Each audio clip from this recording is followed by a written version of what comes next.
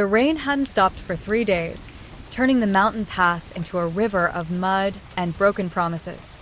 Mira Nightshade lay crumpled against the ravine wall, her wedding dress, once ivory silk, now crimson with blood, clinging to her shattered body like a funeral shroud.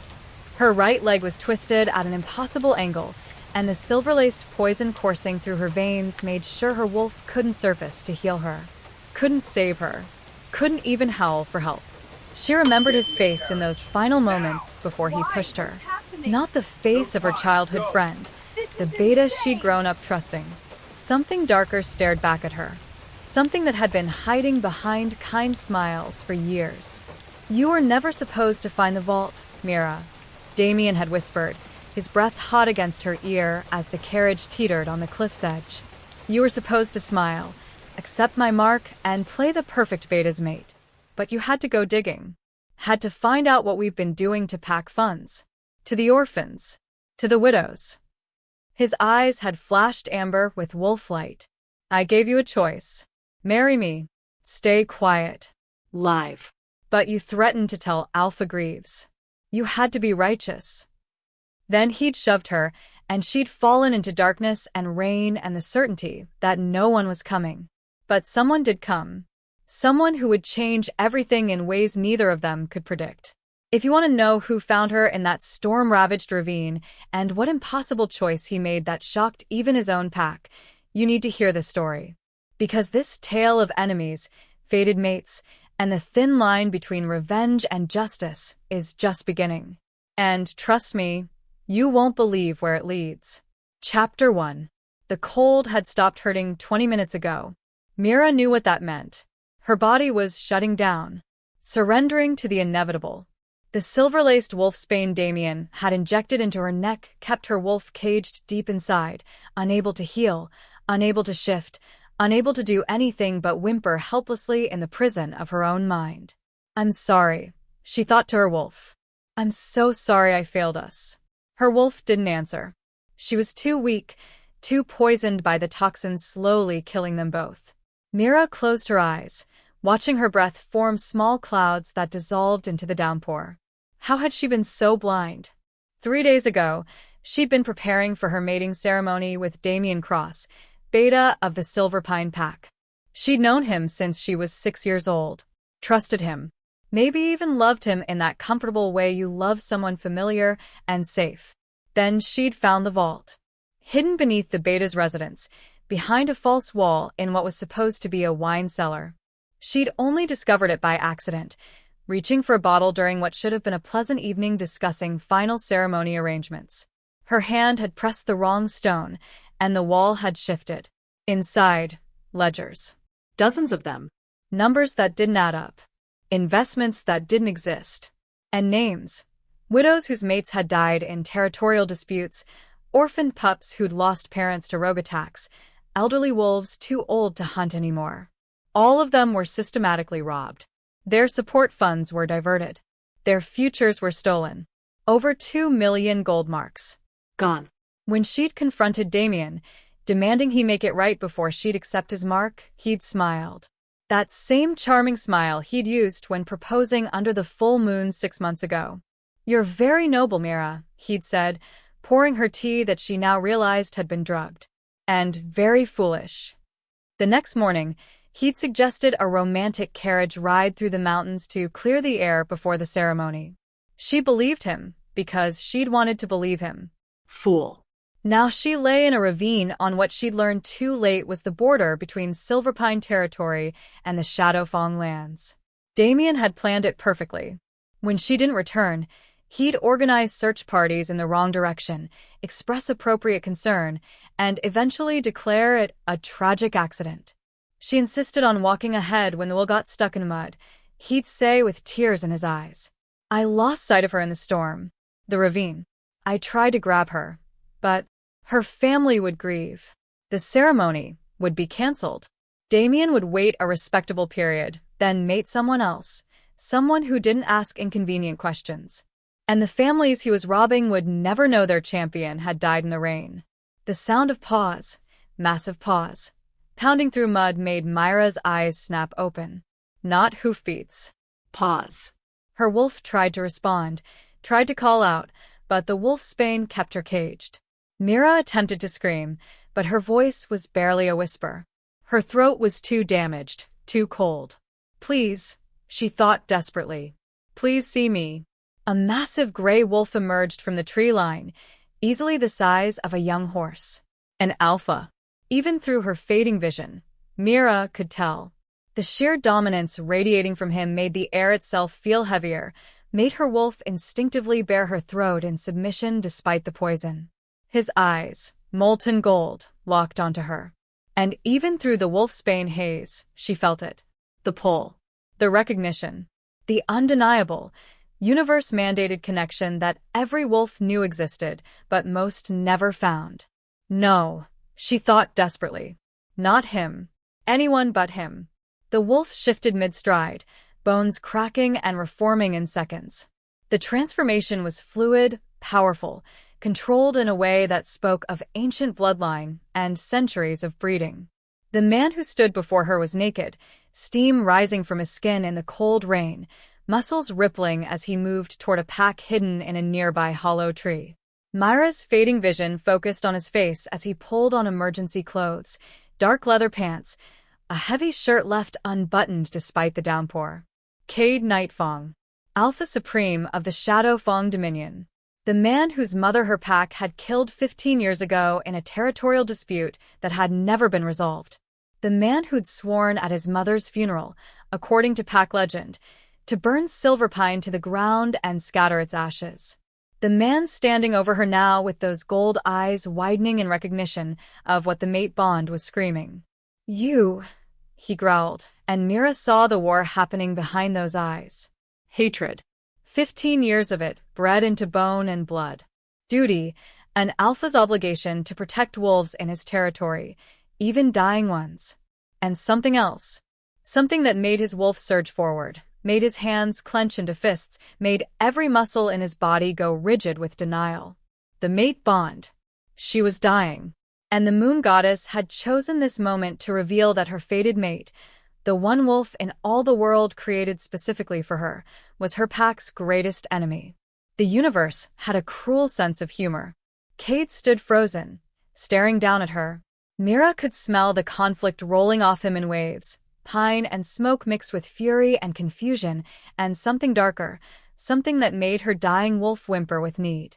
Leave me, she wanted to say. Just leave me, and let it end. But her wolf, even poisoned and dying, surged forward with the last of her strength, reaching for him through the bond that was forming whether either of them wanted it or not. Mate, her wolf whispered. Mate, save us. Cade's jaw clenched so hard Mira heard his teeth grind together. His eyes flashed between gold and human brown, his wolf fighting for dominance, fighting his human side for control. Then he made his choice. He knelt beside her, his large hands surprisingly gentle as they moved over her injuries. Professional. Clinical. Checking for broken bones, bleeding, signs of internal damage. Wolfsbane, he muttered, catching the scent even through the blood and rain.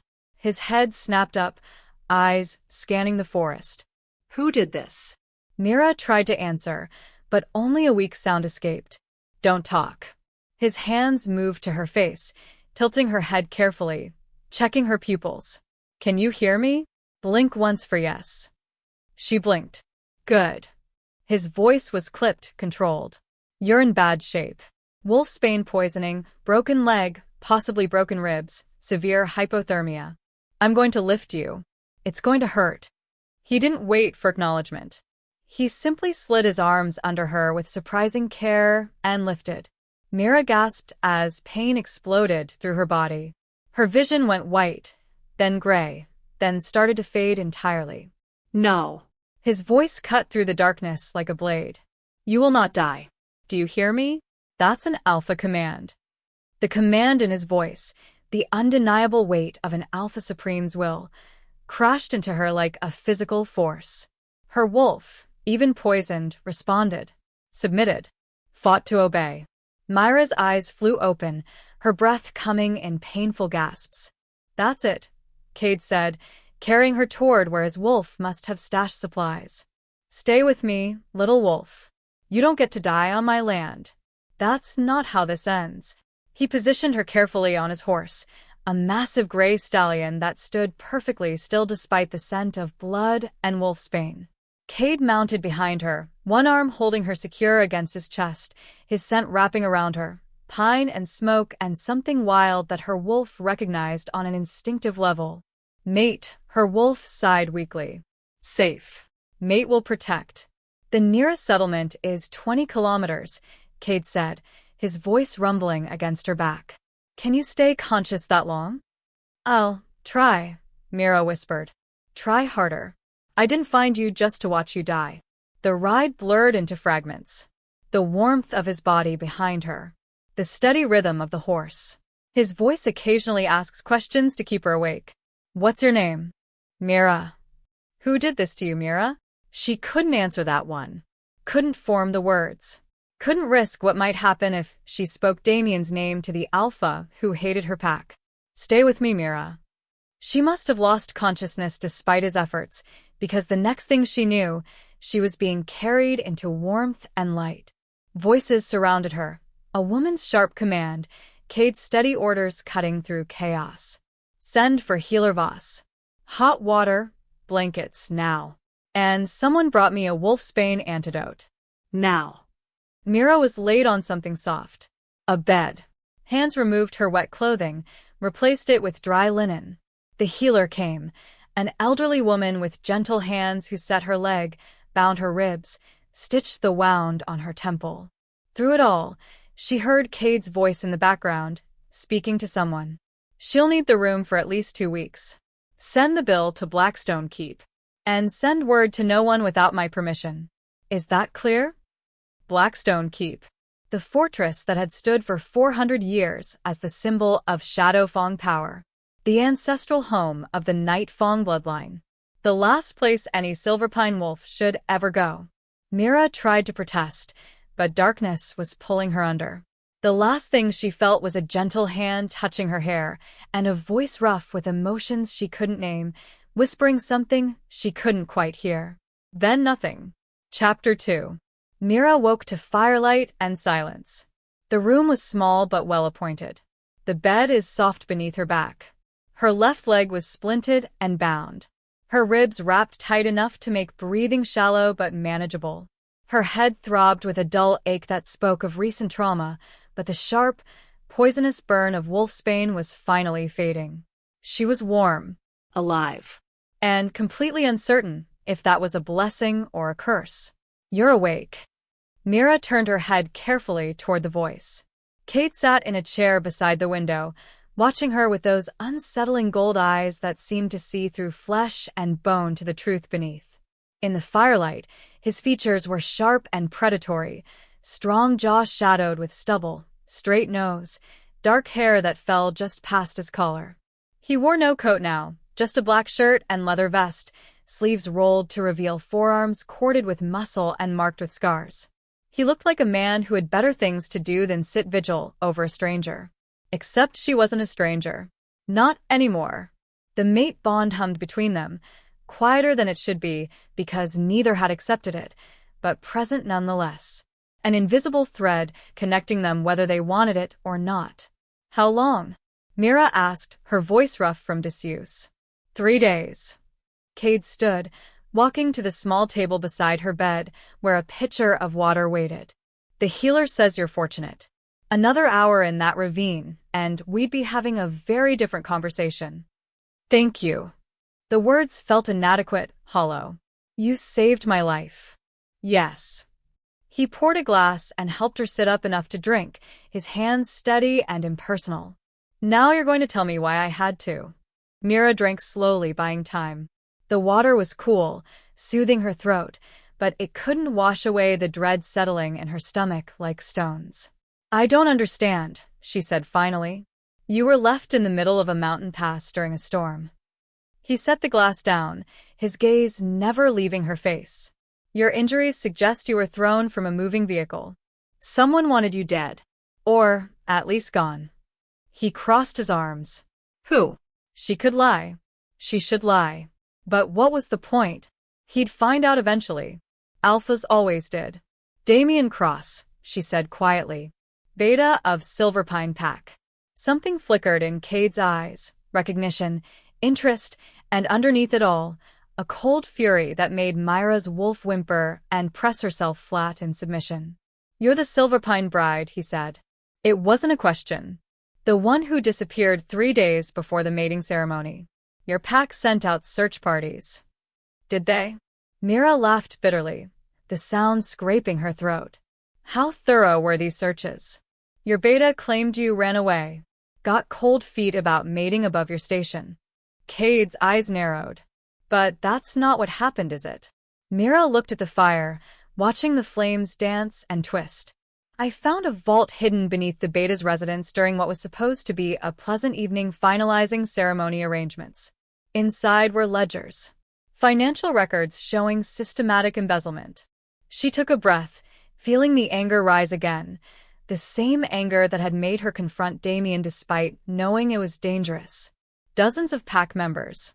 Widows whose mates died in border skirmishes. Orphans left with nothing after rogue attacks. Elderly wolves who couldn't hunt anymore and relied on pack support. Her voice hardened. All of them are being systematically robbed. Over 2 million gold marks gone. Diverted to cover the Cross family's gambling debts and fund their lavish lifestyle. And you threatened to expose them, Cade said.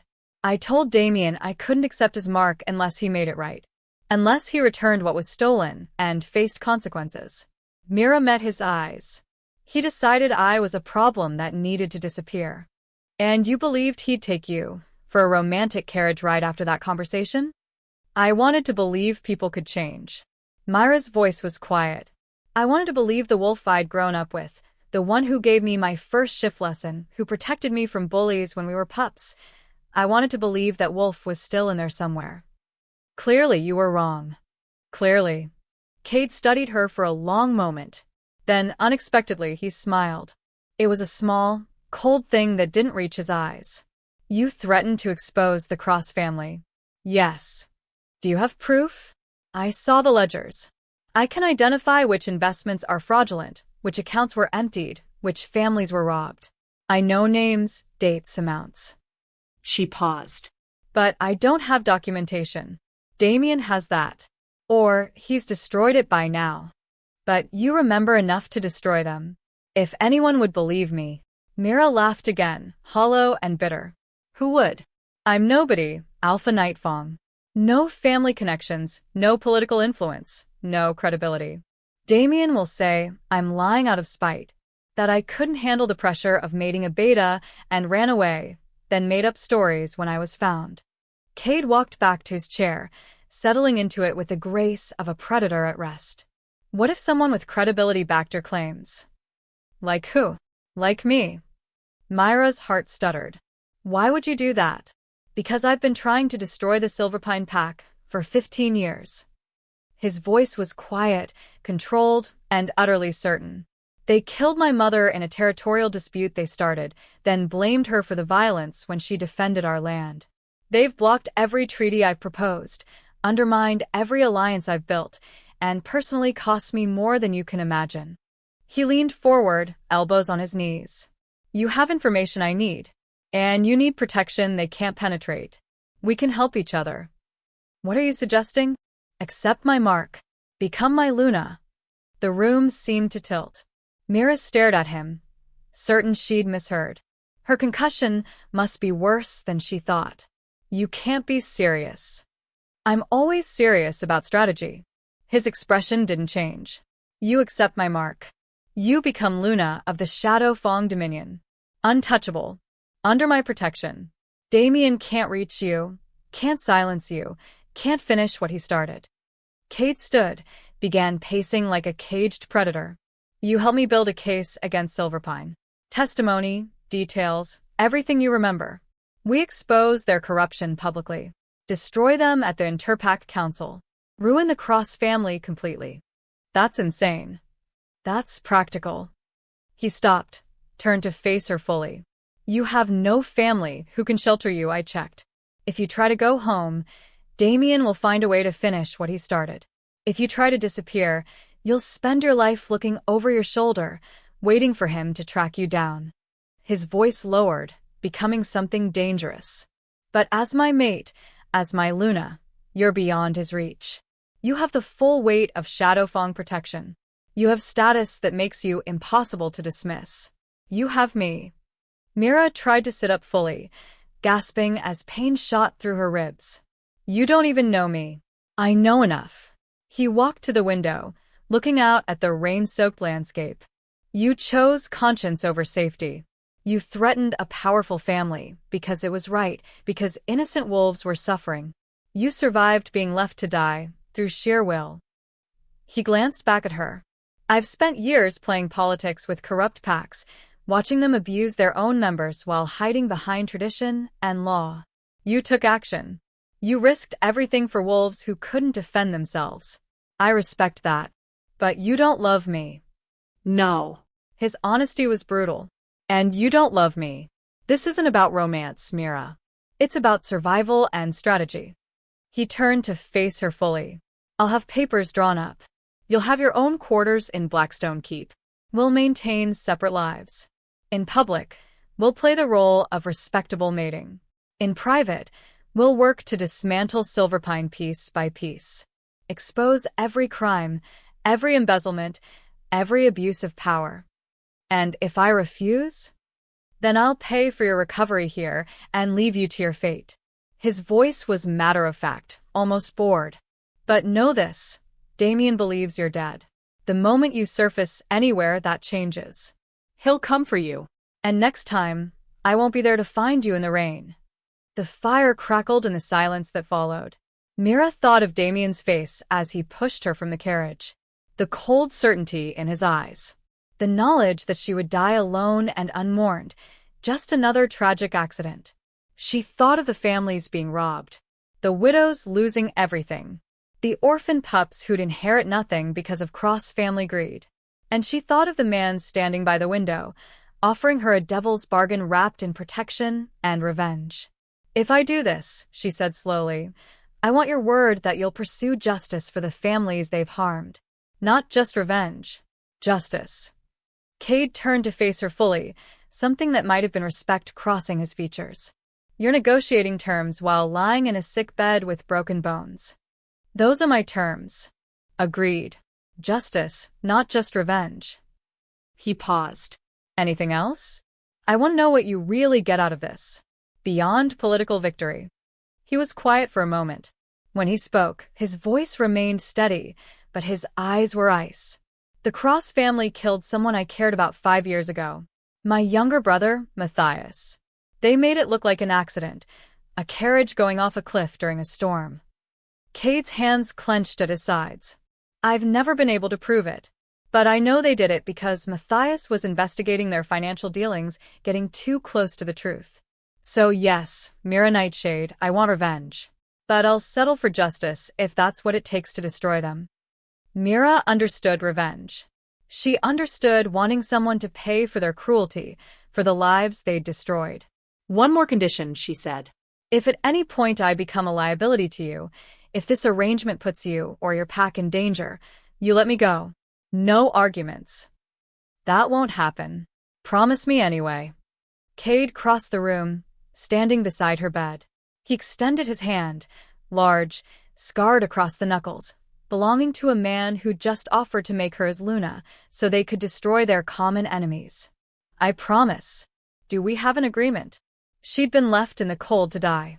Now she was being offered a chance to fight back, to seek justice for herself and the wolves who'd been victimized.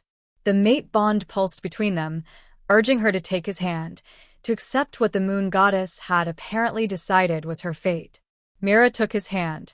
His grip was firm, warm, steady. We have an agreement, then rest. He released her hand and moved toward the door. When you're well enough to travel, I'll take you to Blackstone. We have work to do. Alpha Nightfang, she called after him. The formal title felt strange on her tongue. He paused, looking back. Why were you on that mountain pass in the middle of a storm? For a moment, his expression shifted, something almost vulnerable beneath the controlled surface. I was returning from my northern border estates. That pass is the fastest route. even in bad weather. He opened the door. I don't believe in fate, Mira, but I'm grateful I chose speed over comfort that day. Then he was gone, leaving Mira alone with the fire and the weight of the choice she'd just made. She'd been abandoned in the rain by a man who'd claimed to love her. Now she'd bound herself to a man who saw her as a weapon, a tool for revenge. Mira closed her eyes and hoped she'd chosen the lesser danger. Chapter 3. 5 days later, Mira sat in a carriage emblazoned with a shadow foam crest, a silver wolf with glowing gold eyes set against a black shield, watching the countryside roll past while her ribs ached with every bump in the road. The healer had protested the journey, insisting she needed at least another week of recovery. Cade had simply paid the woman double her usual fee and ordered the carriage prepared with extra cushions and furs. The longer you stay at that inn, the more questions people ask, he'd said that morning, his tone brooking no argument. Blackstone is isolated, safer, and we have better healers than this backwater settlement. Now she was traveling to a territory she'd never seen, to accept a mark from a man she barely knew, to become part of a scheme she didn't fully understand. Cade rode on horseback alongside the carriage, checking on her periodically through the window. He was a careful guardian she'd learned over the past 5 days. Impersonal but thorough. He made sure she ate, that her injuries were tended properly, that she had everything she needed. But he never touched her beyond necessity. Never asked about her life before the betrayal. Never revealed anything of himself beyond what was strategically relevant. It was like being cared for by a very efficient, very distant stranger who just happened to be her fated mate. As the sun began to set, they crested a hill, and Blackstone Keep came into view. Mira had expected something grand. She hadn't expected a monument to power. Black stone walls rose 5 stories high, topped with battlements and watchtowers. The main structure was massive, built in the old style with thick walls designed to withstand siege weapons. 2 wings extended from the central keep, creating a courtyard where she could see wolves in human form training, some with weapons, others practicing hand-to-hand combat, still others running drills in coordinated formations. Everything about it spoke of strength, age, and absolute dominance. "It's beautiful," she said when Cade appeared at the carriage window. "It's defensible," he corrected, opening the door. "My family built it during the Great Northern Wars 400 years ago. We've held it ever since." He offered his hand. "Can you walk?" "I can try." His hands were steady on her waist as he helped her down. The moment her feet touched the ground, the keep's main doors opened and pack members began streaming out. Mira froze. "I thought you said this would be private." "The marking ceremony will be private. But the pack needs to meet their new Luna." He offered his arm. "Remember what I told you. You're not a victim here. You're the woman who survived what should have killed her. Stand like it." She took his arm, drawing on every lesson her mother had ever taught her about posture and dignity. Her ribs screamed in protest, but she kept her spine straight, her head high. The pack assembled in 2 lines, at least 60 wolves, from ancient warriors with battle scars crisscrossing their faces to young pups barely old enough to shift. At the front stood a woman with steel-gray hair pulled back in a severe braid, her eyes sharp and assessing as a hawk's. "Alpha Supreme," the woman said with a precise bow. "Welcome home." "Vera." Cade nodded. "This is Mira Nightshade. She'll be Luna within the week. She's recovering from an attack and requires care. See to it."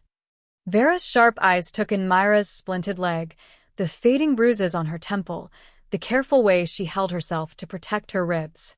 Something like approval flickered across her weathered face. "Of course, Alpha Supreme. Welcome to Blackstone, Miss Nightshade. We are honored to serve you." "Thank you, Vera," Mira said, keeping her voice steady despite the pain and overwhelming attention. "I look forward to learning from you all." It was a simple response, diplomatic and appropriate. But Vera's expression softened slightly, and several of the younger wolves exchanged approving glances. "Your quarters have been prepared in the East Wing," Vera continued. "If you need anything, I am at your disposal day or night." Cade released Myra's arm. "Vera will show you to your rooms. Rest tonight." Tomorrow, we'll discuss arrangements. He walked away before she could respond, disappearing into the keep like he'd already forgotten she existed. Vera cleared her throat. This way, miss. The keep's interior matched its exterior, all dark stone and heavy timber, with tapestries depicting battle scenes and portraits of stern-faced alphas stretching back generations. The faces in those portraits all shared certain features: strong jaws, sharp cheekbones, and those distinctive gold eyes that marked the Night Fong bloodline. Vera led Mira through corridors that seemed endless, up a grand staircase carved from black marble, and finally into the East Wing. The Alpha Supreme keeps to the West Wing, Vera explained as they walked. You'll find him in the library most evenings, or in his study during the day. He values his privacy and expects others to respect it. And what does he value in a Luna? Mira asked. Vera paused, her hand on a door handle. She looked at Mira with an expression that might have been sympathy or warning. Honestly, miss, I don't know. We've never had one before. Never. His father died before finding his mate. Kate has refused every potential match the council has proposed for the past decade. She opened the door. These are your rooms. I hope they suit. The suite was larger than Myra's entire childhood home. A sitting room with a fireplace already crackling with warmth. A bedroom with a four-poster bed draped in deep blue velvet. A dressing room with empty wardrobes waiting to be filled. And a private bathing room with a copper tub large enough to swim in. It's overwhelming, Mira admitted. You'll adjust. Most do. Vera moved to the fireplace, adjusting the logs with practiced efficiency. The Alpha Supreme has ordered a seamstress to call tomorrow. You'll need appropriate gowns for your role as Luna. He's also arranged for instructors, pack law, territory management, combat training. She turned to face Mira. You have 6 weeks before the first Interpack Council meeting, where you'll be presented as Luna to the other territories. 6 weeks to become a Luna. 6 weeks to look like one, Vera corrected. Being one takes much longer. But if I may speak frankly, miss, the Alpha Supreme doesn't make careless decisions. If he brought you here, he believes you can do this. Don't prove him wrong. After Vera left, Mira sank onto the edge of the bed, finally allowing herself to feel the full weight of exhaustion. Her leg throbbed. Her ribs ached. Her head pounded. But she was alive, warm and safe. Through the window, she could see the mountains in the distance, dark peaks against a darkening sky. Somewhere out there was the ravine where she'd nearly died. The spot where Damian had left her. He thought she was dead. Good. Let him think that while she learned to become something he couldn't touch, couldn't silence, couldn't destroy. A knock at the door startled her. Come in. A young wolf entered, maybe 18 or 19, carrying a tray. Her eyes were downcast, respectful. An Omega, Mira realized, a wolf without rank or dominance, suited for service roles. Vera sent dinner, miss. And the Alpha Supreme asked me to give you this. She handed Mira a small leather-bound book. What is it? His instructions, miss. He said you should read it tonight. After the Omega left, Mira opened the book, finding pages filled with precise, angular handwriting. Mira, you'll find the next 6 weeks challenging. I'm not a patient teacher, and I have high expectations. But I believe you're capable of meeting them, or I wouldn't have brought you here. These pages contain everything you need to know about Blackstone, its history, its laws, its customs, the role you'll play. Study them. Your survival depends on understanding this world. We'll dine together each evening at 8. Be punctual. We'll use that time to discuss your progress and coordinate our strategy against Silverpine. Remember our agreement. You help me destroy them. I keep you safe. Everything else is negotiable. Cade. Mira closed the book and looked at the dinner tray. Roasted venison, bread, cheese, fruit. Simple food, but more than adequate. She ate mechanically, her mind already racing through implications. 6 weeks to learn an entire pack's history and customs. 6 weeks to become someone worthy of standing beside an Alpha Supreme. 6 weeks before she'd face the wolves who'd tried to kill her. She'd been left in the rain to die by a man who'd pretended to care. Now she'd bound herself to a man who'd never pretended anything. Somehow, that felt like the more honest danger. The next morning began before dawn. Mira woke to find Vera standing beside her bed, holding a simple training outfit. Up, miss. You have lessons in an hour and you need to eat first. An hour? The sun isn't even up yet. The Alpha Supreme trains at dawn. You'll join him. Vera's expression was implacable. He wants to assess your combat skills personally. 30 minutes later, Mira found herself limping into the training courtyard, her ribs still protesting every movement. Cade was already there, shirtless despite the morning chill, sparring with a massive warrior who had scars crisscrossing his chest like a map of old battles. They moved like poetry and violence combined, fluid strikes, powerful blocks, each testing the other's defenses with the ease of long practice. When Cade spotted Mira, he held up a hand. The warrior stepped back immediately. Mira. Good. You're on time. Cade grabbed a shirt from a nearby bench, pulling it on. This is Drake Ironfist, my head warrior. He'll be overseeing your combat training. Drake looked Mira up and down, his expression skeptical. She's injured, Alpha. Broken ribs, broken leg. Healing nicely, according to the healer, Cade interrupted. She needs to learn to defend herself. Start with basics. Assess her foundation. You can't be serious, Mira protested. I can barely walk without pain. Then you'll learn to fight through pain. Cade's voice was cold, clinical. Do you think Damian will wait for you to be fully healed before he tries again? Do you think enemies care about your comfort? He moved closer, his gold eyes intense. You wanted justice, Mira. You wanted to stand against corrupt wolves and protect the innocent. That requires strength. Not just moral strength, physical strength.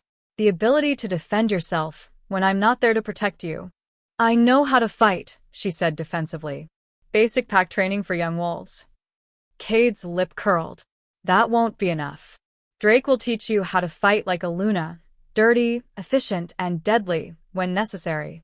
He turned to leave, then paused. Oh, and Mira? If you can't keep up, if you quit, our agreement ends.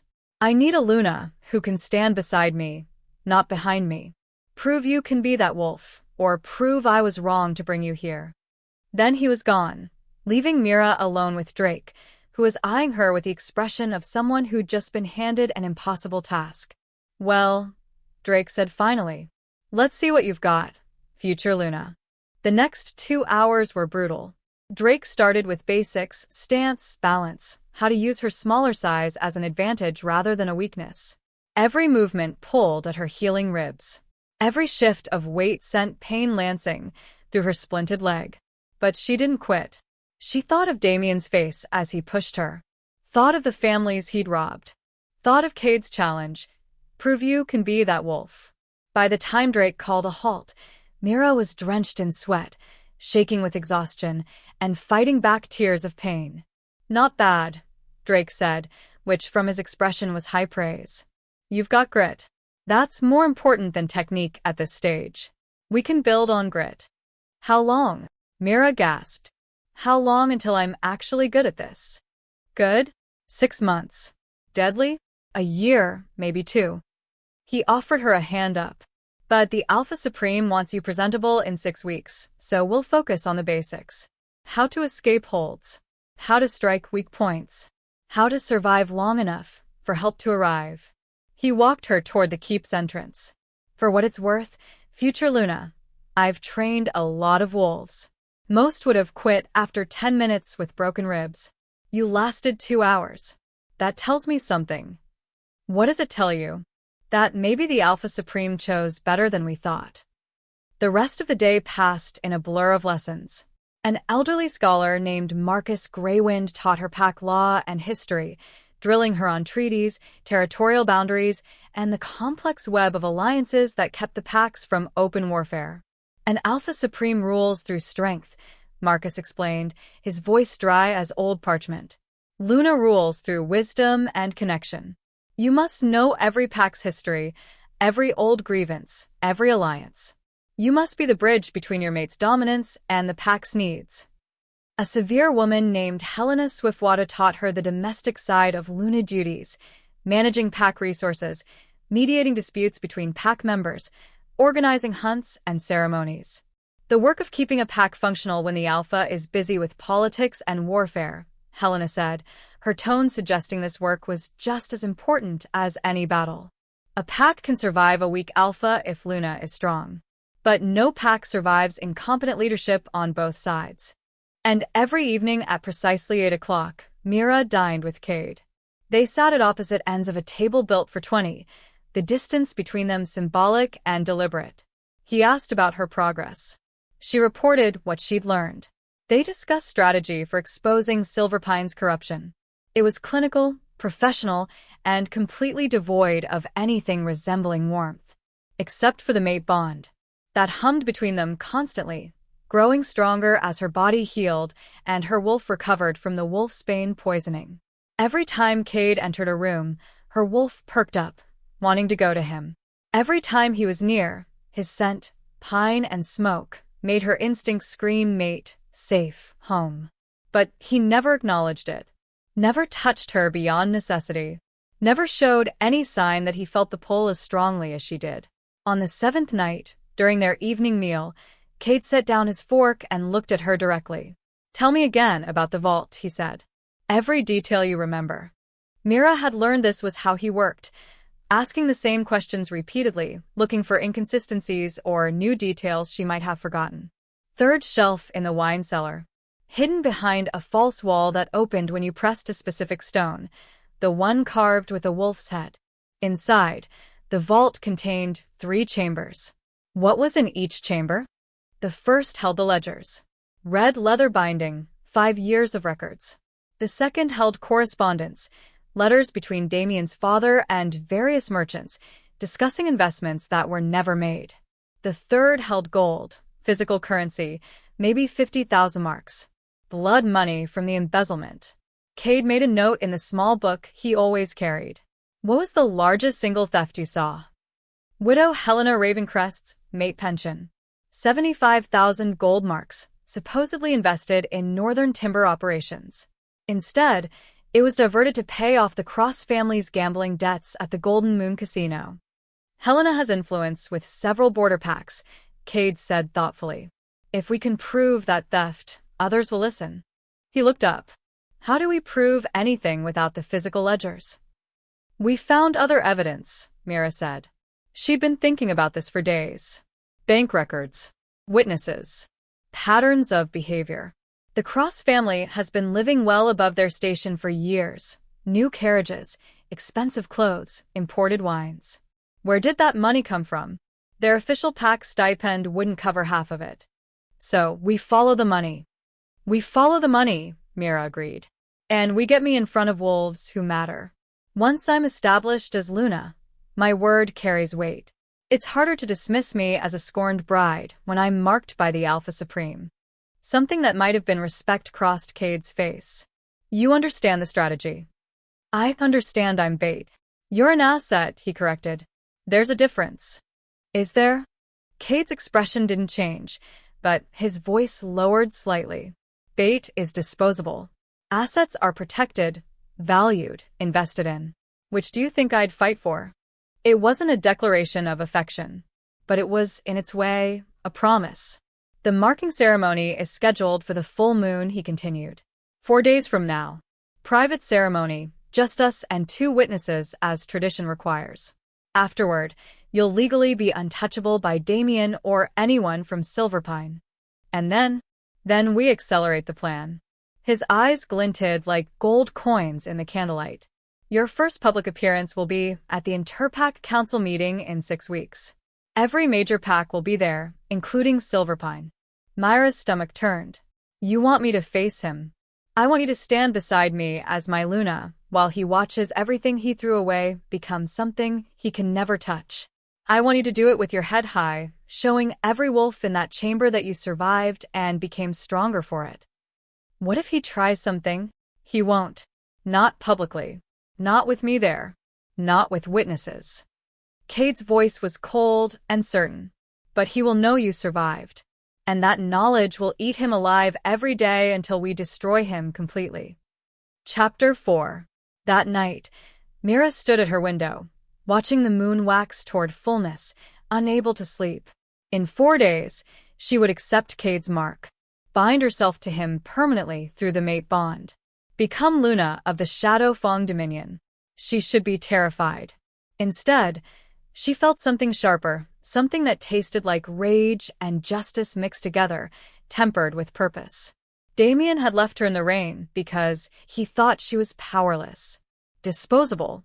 It was time to prove him catastrophically wrong. A knock at her door broke through her thoughts. Strange, it was well past midnight. The pack should be sleeping.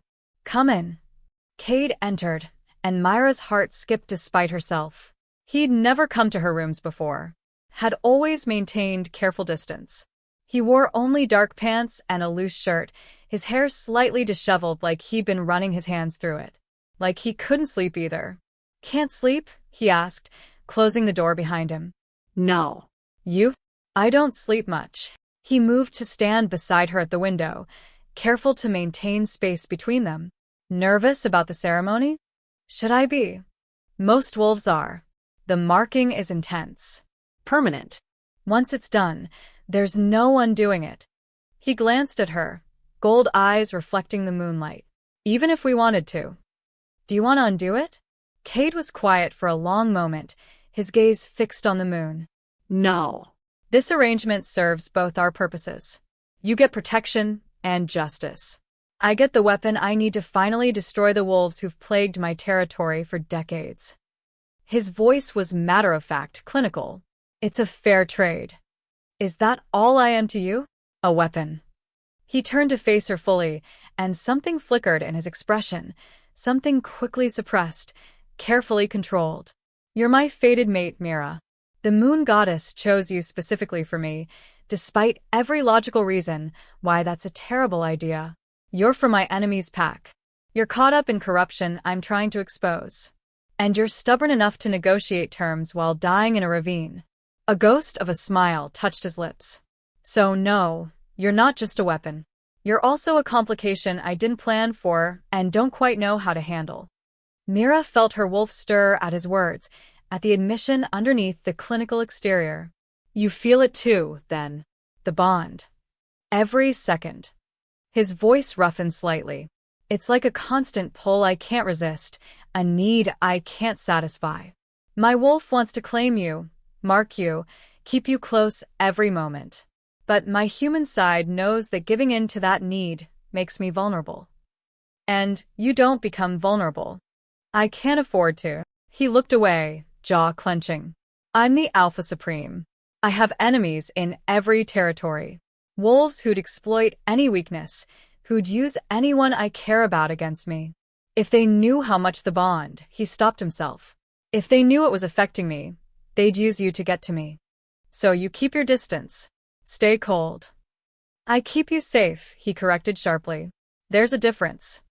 Mira studied his profile, the sharp lines of his face, the tension in his shoulders, the way his hands clenched and unclenched at his sides like he was fighting something. What happened to your brother? She asked quietly.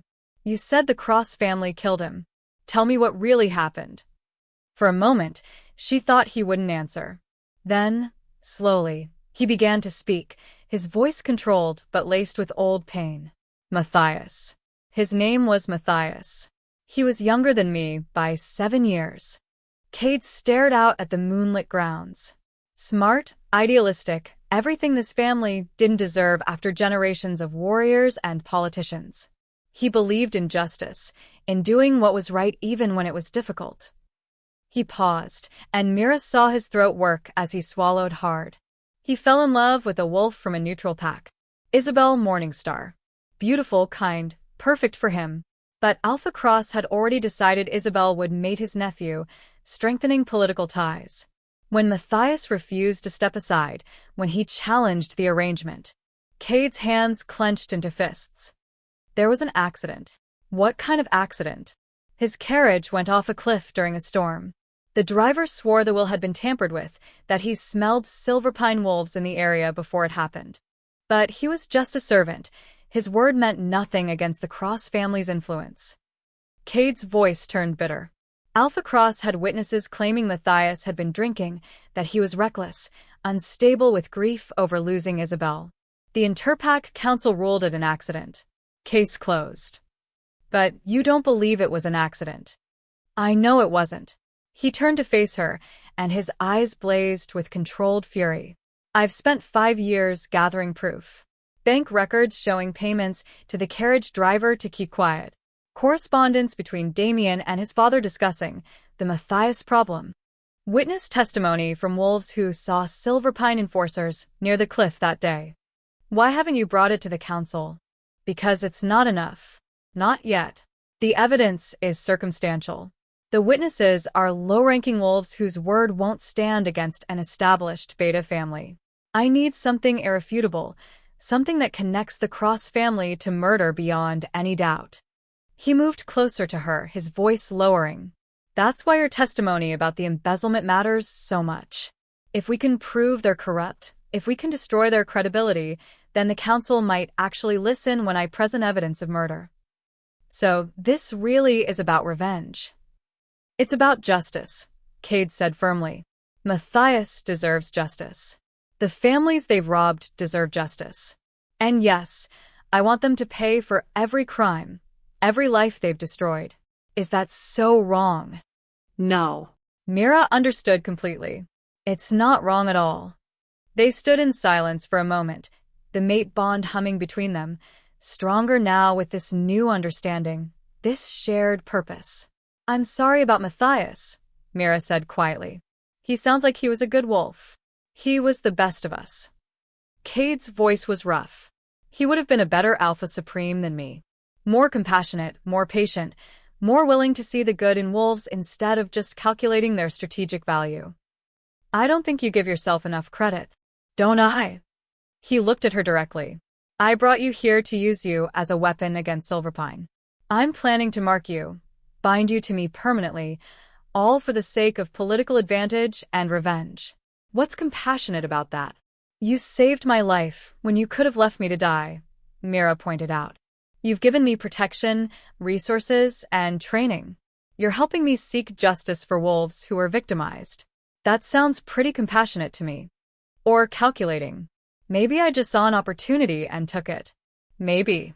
Mira stepped closer, close enough to feel the heat radiating from him, to see his eyes flash gold as his wolf responded to her proximity. Or maybe you're not as cold as you pretend to be.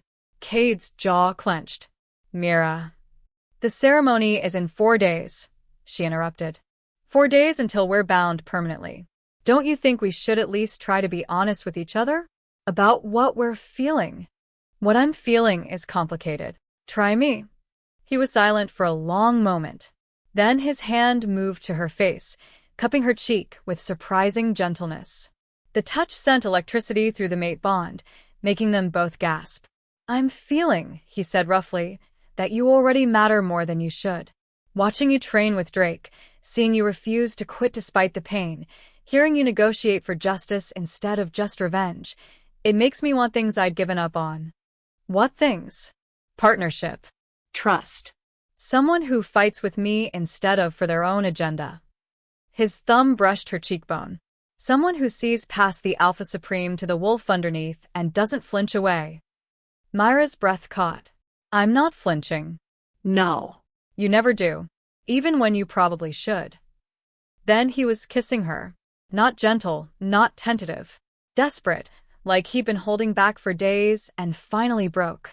His hand slid into her hair, tilting her head back as he deepened the kiss, and Mira felt her wolf howl with satisfaction, finally getting what she'd been craving. When they pulled apart, both breathing hard, Cade's eyes were pure gold, his wolf fully present and hungry. That was unplanned, he said, his voice rough. Was it unwelcome? No. He stepped back, running a hand through his hair. But it complicates things. Everything about us is already complicated. True. He looked at her, and something in his expression shifted, becoming more vulnerable than she'd ever seen. The marking ceremony is in 4 days. After that, you'll be mine in every way that matters, Legally, socially, magically.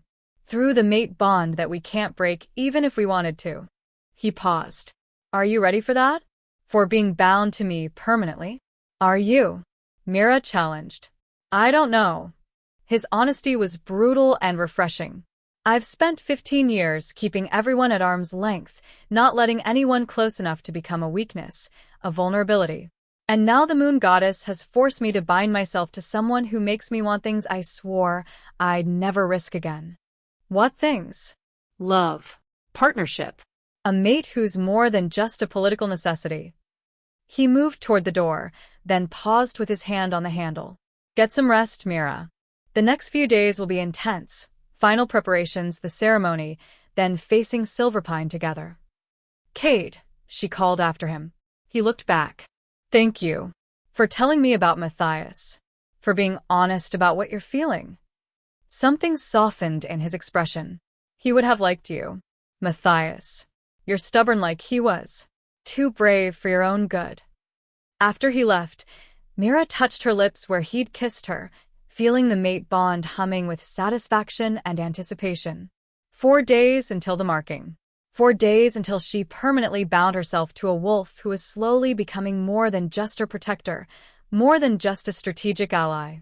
4 days until everything changed. The marking ceremony took place under the full moon in the sacred grove where every Shadowfang Alpha had claimed their mate for 400 years. Mira stood at the edge of the clearing, dressed in traditional ceremonial white, a simple gown that left her shoulders bare for the marking. Silver cuffs adorned her wrists, engraved with the pack sigil. Her dark hair hung loose down her back, as tradition demanded. Through the trees, she could see the clearing. The ancient stone altar is carved with wolf symbols. The pack assembled in a circle, over 200 wolves in human form, all waiting to witness their alpha claim as mate.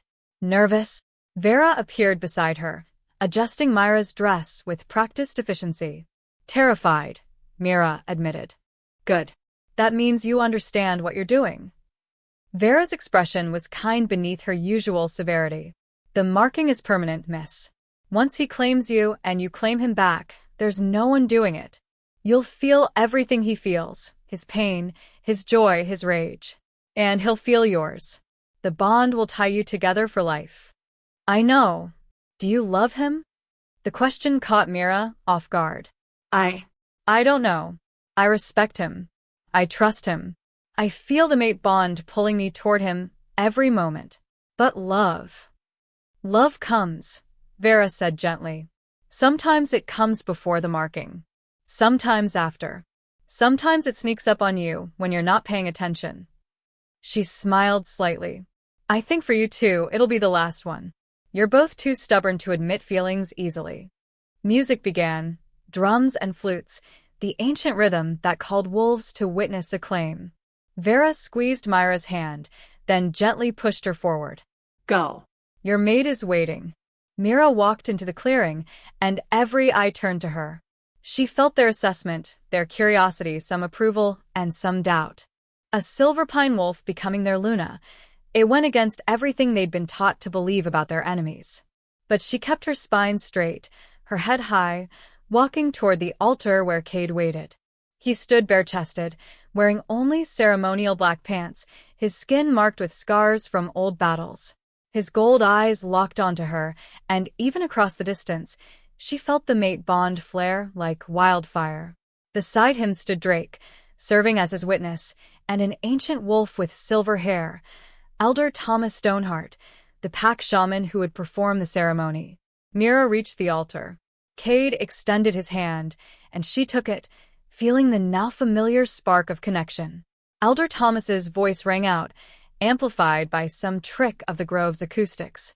Under the witness of the moon goddess and this pack, Alpha Supreme Cade, Nightfang claims Mira Nightshade as his fated mate. Does anyone challenge this bond?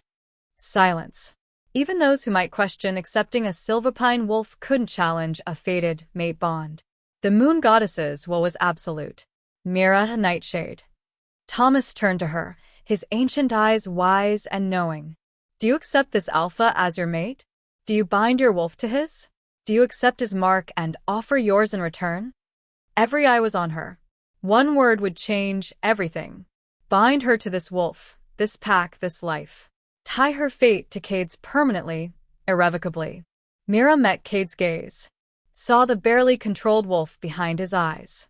Felt the bond humming between them like a living thing, urgent and undeniable. I accept.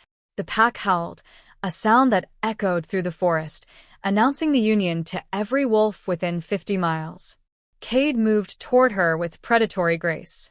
He cupped her face in both hands, his thumbs brushing her cheekbones. "Mine," he growled, low enough that only she could hear. Then he kissed her, and the bond exploded between them like lightning. Mira felt her wolf surge forward, eager and desperate. Felt Cade's wolf rising to meet hers. Felt the two halves of their souls clicking into place with an inevitability that stole her breath. When they pulled apart, both their eyes were glowing, his gold, hers silver. "Shift," Thomas commanded. Myra's wolf leaped forward eagerly. Bones cracked, reformed. Fur erupted, silver-white with black markings along her spine. Her wolf was smaller than most, built for speed rather than power, but fierce and fast. Cade shifted beside her, a massive gray wolf, easily twice her size, radiating alpha dominance that made every wolf in the clearing bare their throats in automatic submission.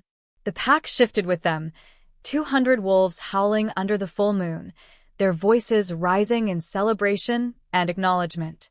Cade's wolf approached hers, circling, dominant and possessive. Myra's wolf submitted, baring her throat, not in weakness, but in trust, offering him access to her most vulnerable place. His jaws closed gently on her throat, his teeth pressing against her pulse point. The marking. She felt the magic burning through her bloodstream as his scent permanently bonded with hers, as his claims sank into her soul, marking her as his in every way that mattered. The bond blazed between them, searing and complete. Then it was her turn. She rose, and he submitted. An Alpha Supreme submitting was rare, sacred, only done for a true mate.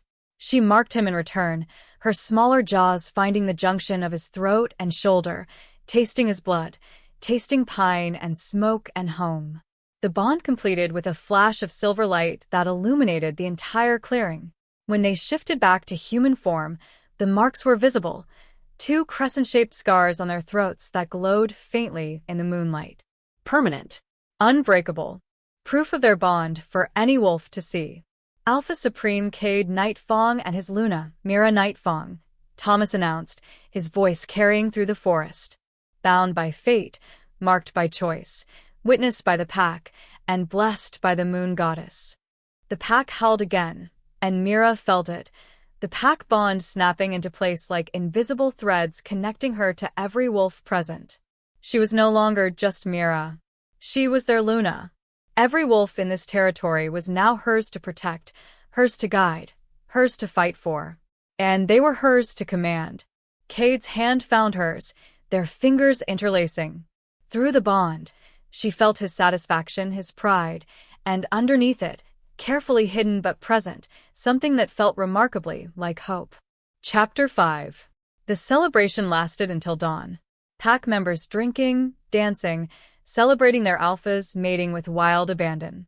But Cade and Mira left after the first hour, tradition allowing the newly mated pair privacy. They walked back to Blackstone Keep in silence, the mate bond humming between them, now fully formed and overwhelming in its intensity. Mira could feel Cade's emotions bleeding through, satisfaction, possessiveness, and a carefully controlled desire that made her wolf purr with anticipation. When they reached the keep, Cade stopped at the base of the grand staircase. "Your rooms are in the east wing," he said, his voice carefully neutral despite the bond screaming between them. "Mine are in the west. You're welcome to stay in yours if you prefer." Mira stared at him. "We just completed a mate bond in front of 200 wolves, and you're offering me separate rooms? I'm offering you a choice." His eyes flashed gold. "The bond is complete. We're marked. We're mated. But that doesn't mean you're obligated to." He seemed to search for words. "I won't force anything you're not ready for." Despite everything, the ceremony, the marking, the overwhelming pull of the bond, He was still giving her control, still letting her decide. Myra's wolf made the decision before her human side could overthink it. She took his hand. "Show me your rooms." Something blazed in his eyes. Relief, hunger, need. "Are you sure?" "We're mated, Cade. We're bound for life." "I'm sure." He led her to the west wing, to a suite even larger than hers. But Mira barely noticed the space, the massive fireplace, the floor-to-ceiling windows overlooking the mountains, the shelves lined with ancient books. She was too focused on the wolf beside her, on the bond pulling them together like gravity. The moment the door closed, Cade had her against it, his mouth on hers, hungry and claiming. Mira kissed him back with equal ferocity, her wolf finally getting what she'd been denied for weeks. "I've wanted this since I found you." Cade growled against her throat, his lips tracing the mark he'd left there. "Since I first caught your scent, and my wolf recognized you. Do you have any idea how hard it's been to keep my distance?" "Then stop keeping it," Mira breathed. What followed was intense, primal, the mate bond amplifying every touch, every sensation, every emotion until Mira thought she might shatter from it. When they finally collapsed together, both sated and exhausted, she felt the bond settle into something deeper than just magical connection. Genuine intimacy. Cade pulled her against his chest, his hand stroking her hair with surprising tenderness. "No regrets?" he asked quietly. "None." She traced the mark on his throat, her mark, claiming him as hers. "You. Only that I didn't find you sooner." He tilted her chin up, his gold eyes serious. "I know this started as a strategy, a bargain between enemies. But Mira, what I feel through this bond, what I'm starting to feel for you beyond the mate pull, that's real. You understand that." "I do." She pressed her hand over his heart, feeling it beat steady and strong. "I feel it too. It terrifies me, but I feel it." "Why does it terrify you?" "Because everyone I've ever trusted has hurt me." She looked away, old wounds aching. "My parents used me as a social climbing tool, arranging my betrothal to Damian to elevate the family status. Damian used me to gain access to pack connections, then tried to kill me when I became inconvenient." Her voice dropped to a whisper. "How do I know you won't do the same? How do I know I'm not just useful to you right now, and disposable later?" Cade was quiet for a long moment. Then he took her hand, pressing it more firmly against his chest. "Feel that? My heartbeat through the bond. You can sense if I'm lying now. That's what the mate bond does. It makes deception impossible between us." He held her gaze, his voice steady and certain. "I swear to you, Mira, I will never use you and discard you. I will never let you become convenient or disposable. You're my mate, my Luna, and I will protect you with everything I have. Not because it's strategic, but because losing you would destroy me." Through the bond, Mira felt the truth of his words, felt his fierce protectiveness, his growing affection, his absolute certainty. "Okay," she whispered. "I believe you." They fell asleep tangled together, the mate bond finally quiet and content. The next 6 weeks were a whirlwind of transformation. Mira threw herself into learning everything required of Luna. Vera taught her the intricacies of pack management, how to handle disputes between pack members, how to organize hunts and patrols, how to manage the pack's resources so everyone was cared for. "A Luna is the heart of the pack," Vera explained during one of their daily sessions. "The alpha is the strength, the protection. But you're the one who makes sure the pack functions day to day. You're the one wolves come to when they need help, guidance, comfort." Drake continued her combat training, pushing her harder now that her ribs had healed and her leg was stronger. "You're Luna now," he growled after successfully pinning her for the 3rd time that morning. "That makes you a target. Every wolf who wants to hurt the Alpha Supreme will come for you first. You need to be able to defend yourself." He hauled her to her feet. "Again. And this time, remember what I taught you about using your opponent's size against them." Marcus drilled her on pack law and politics, the complex web of alliances, treaties, and old grudges that governed relations between territories. "The Interpack Council meeting will test everything you've learned," he warned, his elderly eyes sharp behind wire-rimmed spectacles. You'll be presented as Luna to representatives from every major pack. They'll judge you, question you, test whether you're worthy of standing beside the Alpha Supreme. And if they decide I'm not worthy, then you prove them wrong. Marcus's smile was thin. You survived attempted murder, Mira. You negotiated terms with the most powerful Alpha in the North while dying. You have more strength than most wolves twice your age. Show them that. And every evening, Mira dined with Cade. But now they sat together at one end of the table instead of at opposite ends. Now they discussed not just strategy, but their days, their thoughts, the small intimacies that came with being truly mated. The bond between them deepened. Mira learned to read his moods through the connection, to sense when he was stressed or angry or needed her presence. And he learned the same about her, appearing in her training sessions when she was frustrated, bringing her tea when she was overwhelmed with pack law, holding her when nightmares of the ravine woke her in the night. They were becoming partners. Real partners, not just strategic allies. On the 30th day after their marking, during breakfast, Cade set down a letter bearing the Interpack Council seal. "It's confirmed," he said. "The council meeting is in 2 weeks. Every major pack will send representatives." His gold eyes met hers, including Silverpine. Myra's stomach clenched. "So we're really doing this. We're really doing this." He reached across the table, taking her hand. "Are you ready?" "I don't know." She took a breath, steadying herself.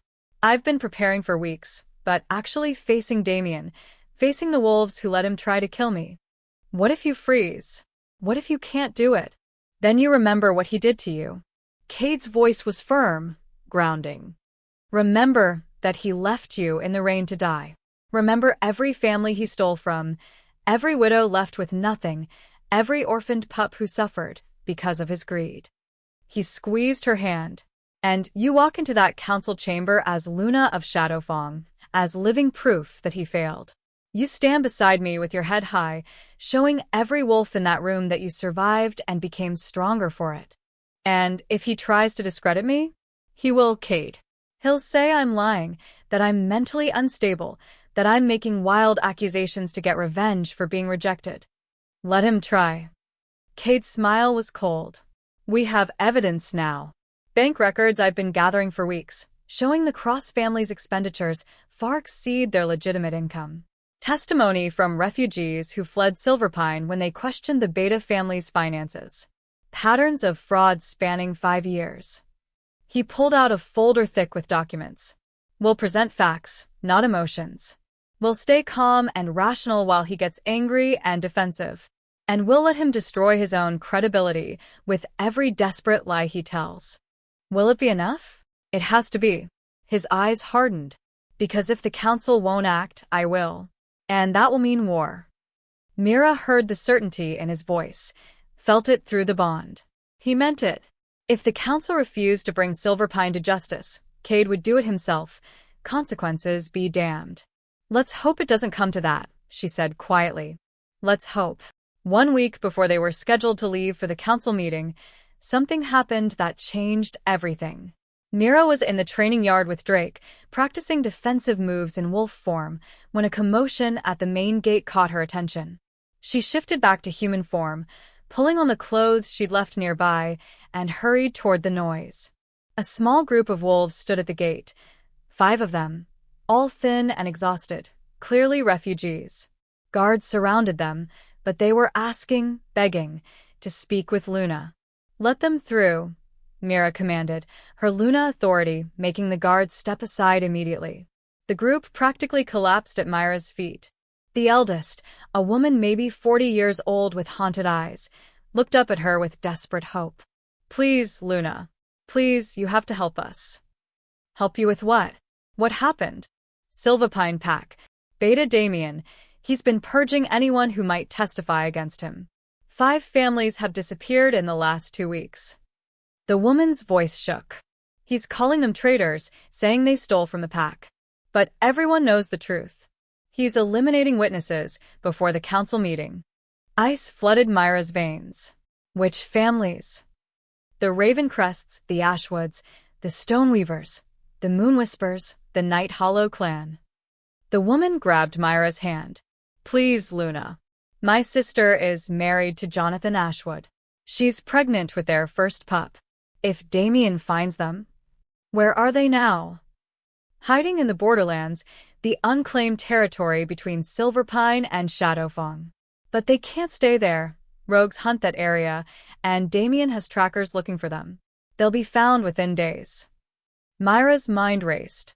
5 families, innocent wolves who'd been victims of Damian's embezzlement, now being hunted to prevent them from testifying. If they died, the case against Silverpine would be much harder to prove. Drake, she called. The warrior appeared immediately. Gather a patrol. 30 wolves, fully armed. We're going to the borderlands. Luna, you can't. Drake's expression was conflicted. Those are dangerous lands. And the Alpha Supreme is meeting with the Northern Territory Lords. He's 3 hours away. We should wait for him to return. Those families don't have 3 hours. They're being hunted right now. Mira held his gaze, letting Luna's authority shine through. Gather the patrol. We leave in 20 minutes. Through the bond, she felt Cade's alarm as her urgency bled through to him. She sent a clear message. Borderlands. Refugees being hunted by Silverpine. Taking warriors to rescue them. Come quickly. His response was immediate, edged with fear and frustration. Don't engage alone. Wait for me. Can't wait. Families in danger. She felt his struggle, his desire to command her to stand down, his respect for her taking responsibility as Luna, his terror at the thought of her in danger. Fine. But take 50 warriors, not 30. And Mira, be careful. I will. Within 30 minutes, Mira was leading 50 Shadowfang warriors toward the borderlands, her white wolf racing ahead through the forest. They reached the unclaimed territory an hour later to find the refugee families huddled in a cave system, terrified and desperate. But they weren't alone. 20 Silverpine wolves surrounded the caves, clearly preparing to attack. Mira didn't hesitate. She howled Luna's call to battle and launched herself at the nearest enemy wolf. The fight was brutal and fast. Silverpine had sent experienced fighters, but Shadowfang wolves fought with the fury of defenders protecting their Luna and innocent refugees. Mira fought with everything Drake had taught her. Fast, dirty, using her smaller size to dart between larger opponents. She took down 2 wolves before a massive brown male caught her, his jaws closing on her shoulder. Pain exploded through her arm. Through the bond, she felt Cade's answering roar of fury. He felt her pain, knew she was hurt, and was coming. But he was still too far away. The brown wolf shook her viciously, trying to break her neck. Mira twisted, using her agility to slip partially free, and went for his throat. Her jaws locked on soft tissue. She bit down hard, tasting blood, and the wolf released her with a yelp of pain.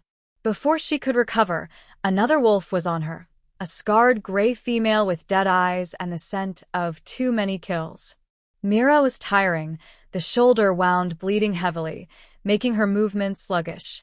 The female sensed weakness and pressed her advantage, driving Mira back toward the edge of a ravine. Not like this, Mira thought desperately. Not after everything.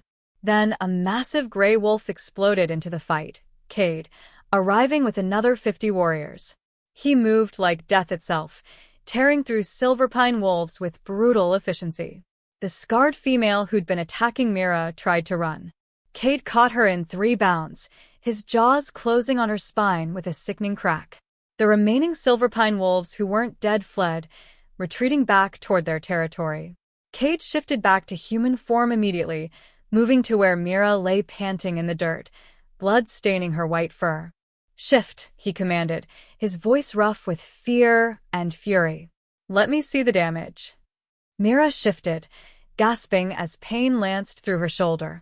The bite was deep, bleeding freely, but not life-threatening. Cade pressed his hand over the wound, applying pressure. Healer, he roared. Now. Through the bond, Mira felt his terror beneath the controlled exterior, and felt how much it cost him to see her bleeding, hurt, vulnerable. I'm okay, she said, though her voice was weak. The families, are they safe?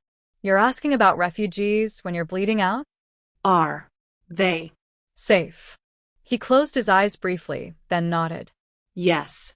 Your warriors got them to safety before the fight started. They're fine. Good. Mira tried to sit up, but Cade held her down gently. Don't move. The healer needs to look at that shoulder. The pack healer arrived, examining the wound with practiced efficiency. It's deep, Luna, but clean. You'll heal. No shifting for at least 3 days, and absolutely no combat training. Agreed, Cade said before Mira could protest. Once the immediate crisis was handled, Cade carefully lifted Mira into his arms, carrying her toward the horses they'd brought. You could have been killed, he said quietly, his voice tight with suppressed emotion. But I wasn't. You engaged enemy wolves without backup, without waiting for me, without abandoning wolves who needed their Luna, Mira interrupted. I did what I had to do. What would you have done in my place? That's different. Why? Because you're the Alpha Supreme, and I'm just. Because losing you would destroy me, he interrupted, his voice raw. Don't you understand that? You're not just my Luna. You're my mate, my partner. My heart stopped when I felt your pain through the bond. I've never been that terrified in my life. He set her down carefully beside his horse, then cupped her face in both hands. I can't lose you, Mira. I won't survive it. Then it's a good thing I'm hard to kill, she said softly. Despite everything, he smiled slightly. Stubborn wolf. You're stubborn wolf. Mine, he agreed, kissing her forehead. Always mine. Chapter 6. The Grand Hall of the Neutral Grounds had been built for exactly this purpose. Interpack politics conducted without bloodshed. The massive stone structure sat on territory claimed by no pack, governed by ancient treaties that made it sacred ground where violence was forbidden under penalty of death. 20 packs had sent representatives to the Interpack Council meeting. Alphas, Betas, Lunas. The hall buzzed with conversation, political maneuvering, and the barely concealed tension that always existed when this many dominant wolves gathered in one place. Mira stood in the preparation room adjacent to the main hall, smoothing her gown for the 10th time. She wore deep emerald silk that marked her as Luna of Shadow Fong, a silver circlet in her dark hair, and Cade's mark visible on her throat, glowing faintly with the mate bond's power. You look beautiful, Cade said from behind her. He wore formal black, the Shadow Fong crest embroidered in silver on his chest. And terrifying. It's a good combination for what we're about to do. I'm nervous. Good. That means you understand the stakes. He moved to stand beside her, taking her hand. Remember the plan. We entered together. Let them see you as my mate, my Luna. Untouchable. He squeezed her hand gently. When the time comes, I'll call for an investigation into Silvapine's financial practices. You'll provide testimony. The refugee families will corroborate. We'll present evidence, bank records, witness statements, patterns of fraud spanning 5 years. And if the council refuses to act, then we've established a public record of their crimes. Other packs will demand their own audits.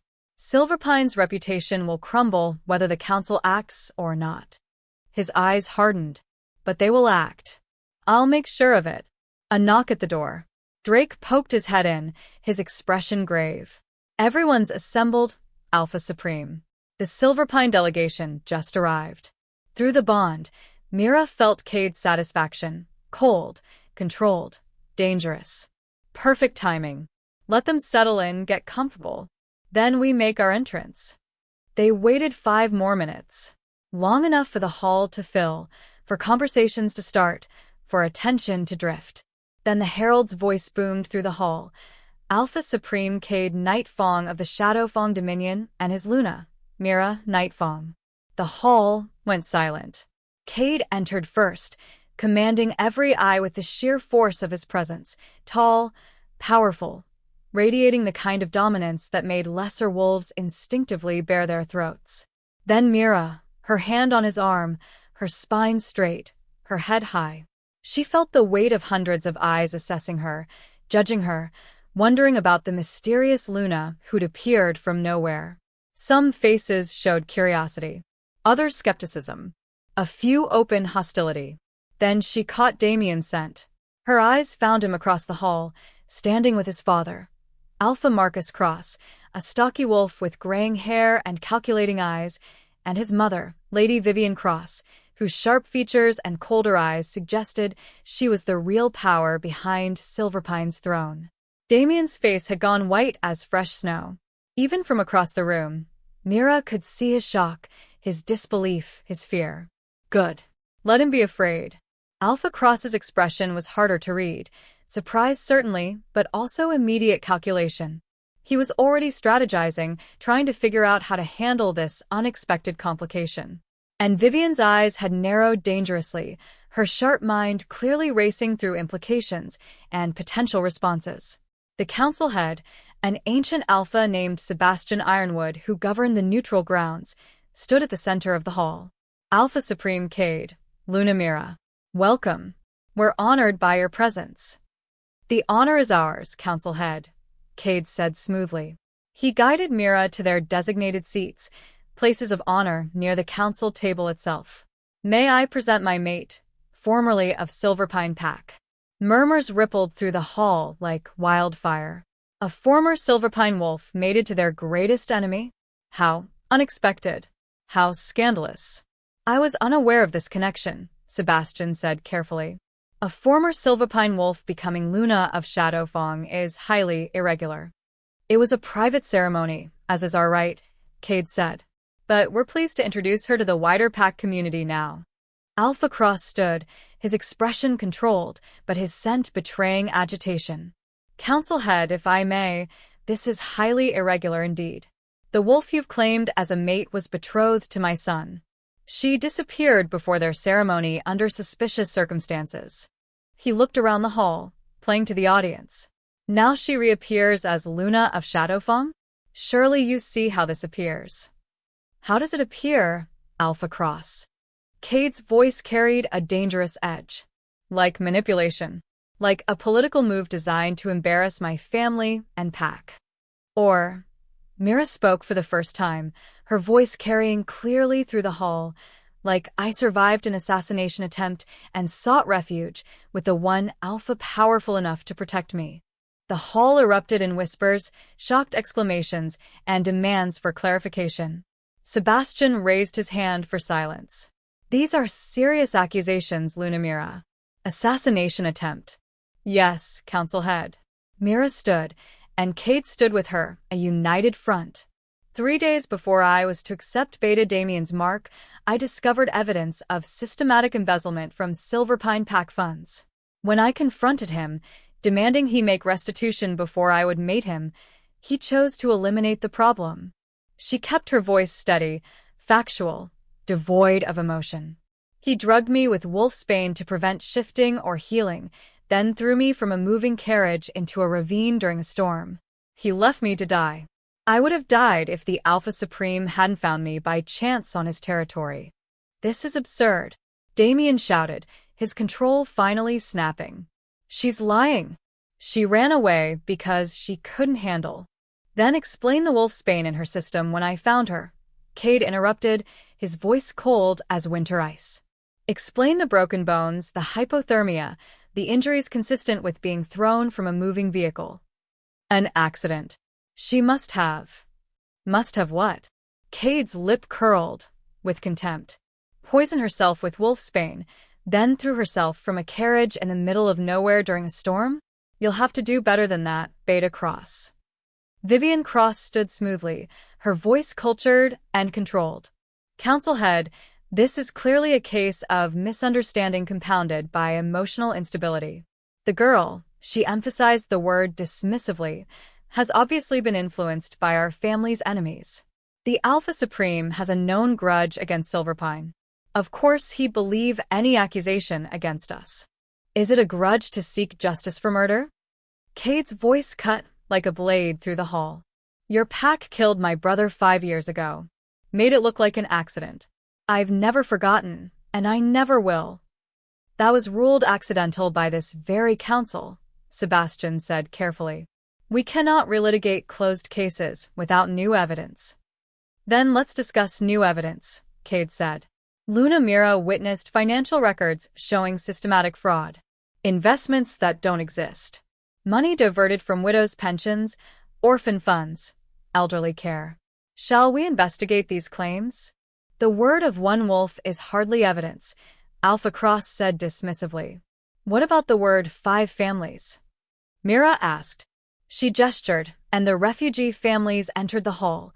The Ravencrests, Ashwoods, Stoneweavers, Moonwhispers, and Night Hollows. 23 wolves total, all looking terrified but determined. Helena Ravencrest stepped forward, an elderly widow with silver hair and eyes that had seen too much loss. Council head, Beta Damian embezzled my late mate's pension, 75,000 gold marks that was supposed to be invested for my family's future in northern timber operations. When I questioned returns, I was told not to worry about it, that the Beta family knew best. Her voice strengthened with anger. Then 2 weeks ago, Beta Damian's enforcers came to my home in the middle of the night. They said I was a traitor to the pack, that I was spreading lies about the Beta family. I barely escaped with my life. Jonathan Ashwood spoke next, a young wolf with protective arms around his pregnant mate. My family's trust fund, money left by my grandfather for his descendants, was diverted to cover cross-family gambling debts at the Golden Moon Casino. I have documentation showing the transfers, if the council wishes to see it. One by one, the refugees testified, each with similar stories, money stolen, questions dismissed, and recently, threats and violence to keep them quiet. The hall was dead silent by the time they finished. Sebastian looked at Alpha Cross, his ancient eyes hard. These are serious accusations. Do you have a response? Disgruntled pack members making wild claims, Cross said, but his voice lacked conviction. Every pack has wolves who feel slighted, who blame their leaders for personal failures. 5 families fled your territory in fear, Cade said. More are likely too terrified to come forward. That's not disgruntlement. That's systematic abuse. You have no proof of wrongdoing, Vivian interjected sharply. Just testimony from wolves with obvious bias and a Luna who admits she has an agenda against our family. Actually, a new voice said, we have quite a bit of proof. An older wolf stepped forward, Counselor Raymond Ashford, the council's chief investigator. He carried a leather satchel bulging with documents.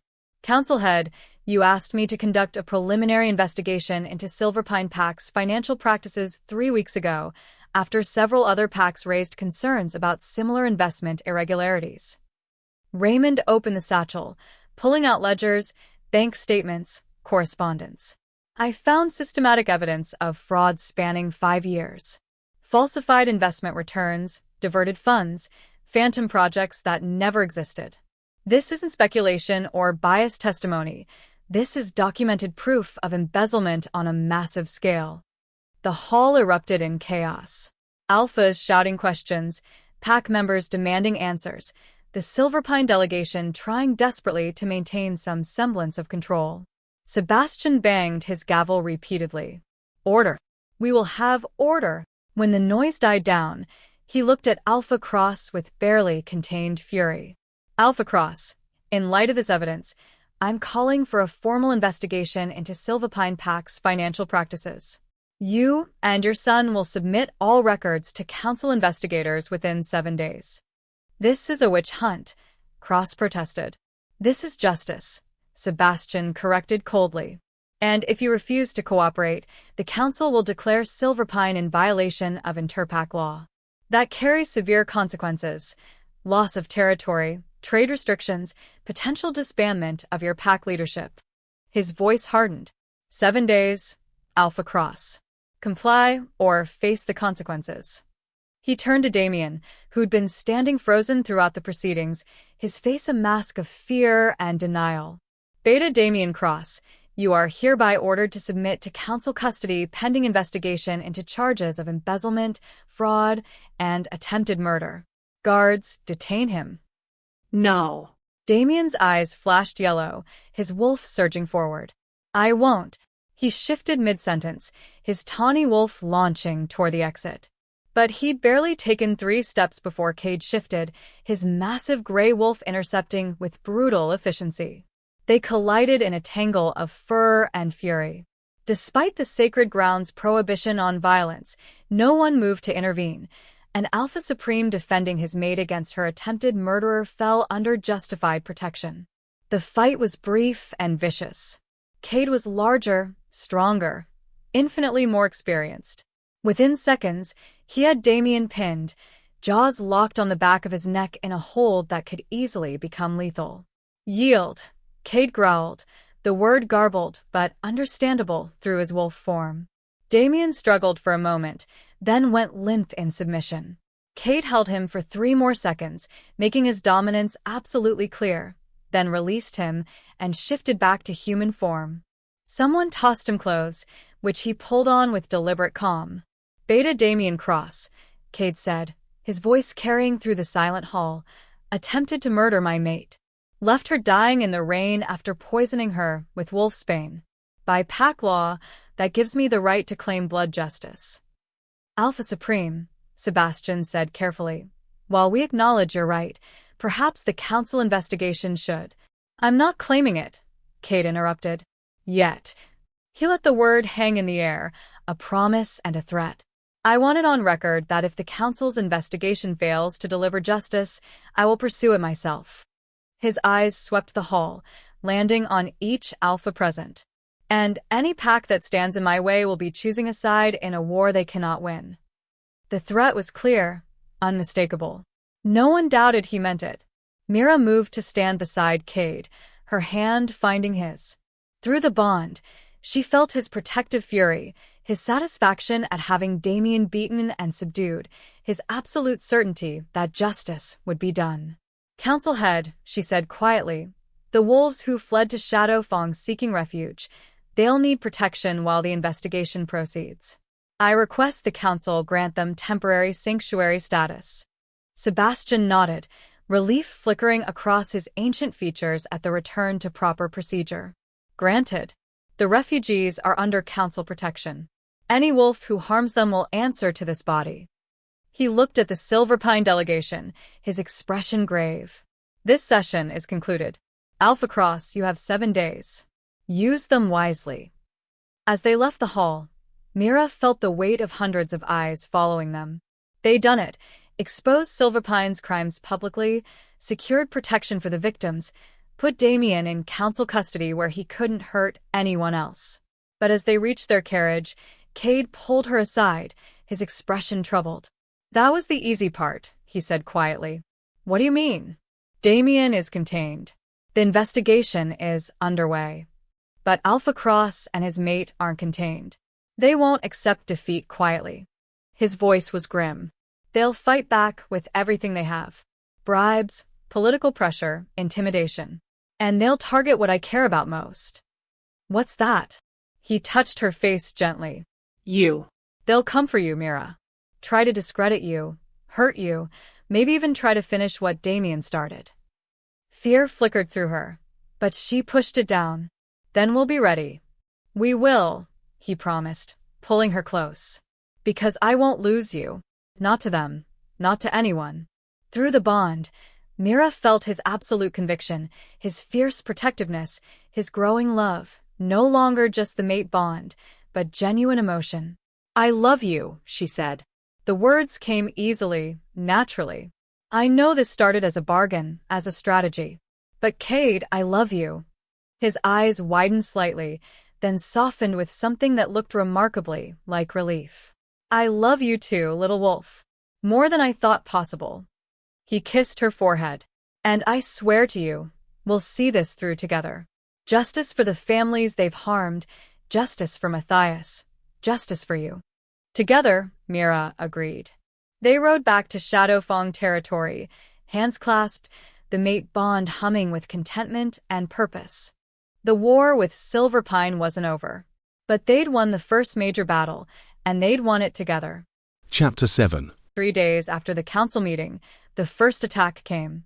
Mira was in the training yard with a group of younger wolves, teaching them defensive tactics, when a messenger arrived at full sprint. The young wolf collapsed at her feet, gasping for air, bleeding from multiple wounds. "Luna," he wheezed, blood flecking his lips. "Border Patrol. Ambushed. Silverpine wolves crossed into our territory. They're burning the western farmsteads. Ice flooded Myra's veins. The western farmsteads housed 17 families, mostly elderly wolves and those with young pups who couldn't fight. Civilians. Innocents. Drake, she shouted. The warrior appeared immediately. Gather every available fighter. Full combat gear. We are riding now. Luna, the Alpha Supreme, is at the eastern border, negotiating new trade agreements with the Riverwood Pack. He's 4 hours away at least. Those families don't have 4 hours. Mira was already running toward the armory. Move! Through the bond, she felt Cade's alarm as her fear and urgency bled through to him. She sent a clear message. Western farmsteads under attack. Silverpine forces. Taking warriors. Come quickly. His response was immediate, edged with fear and fury. Don't engage without backup. Wait for me. Can't wait. Families are dying. She felt his struggle through the bond, his desire to command her to stand down, his understanding that she was doing exactly what Luna should do, his terror at the thought of her in danger again. Take every warrior we have. And Mira, don't you dare die on me. I won't. Mira shifted into her white wolf form, leading 70 warriors west at a punishing pace. They reached the farmsteads 30 minutes later to find 3 buildings already engulfed in flames, Silverpine wolves terrorizing the residents who'd managed to escape. She didn't hesitate, didn't wait for strategy or careful planning. Her wolves needed her. Mira howled, Luna's call to battle, a command that resonated with every Shadowfang wolf present, and launched herself at the nearest attacker. The fight was brutal and chaotic. Silverpine had sent 30 wolves, all experienced fighters. But Shadowfang warriors fought with the fury of defenders protecting their homes, their families, their Luna. Mira fought with everything Drake had taught her, fast, dirty, using her smaller size and agility to her advantage.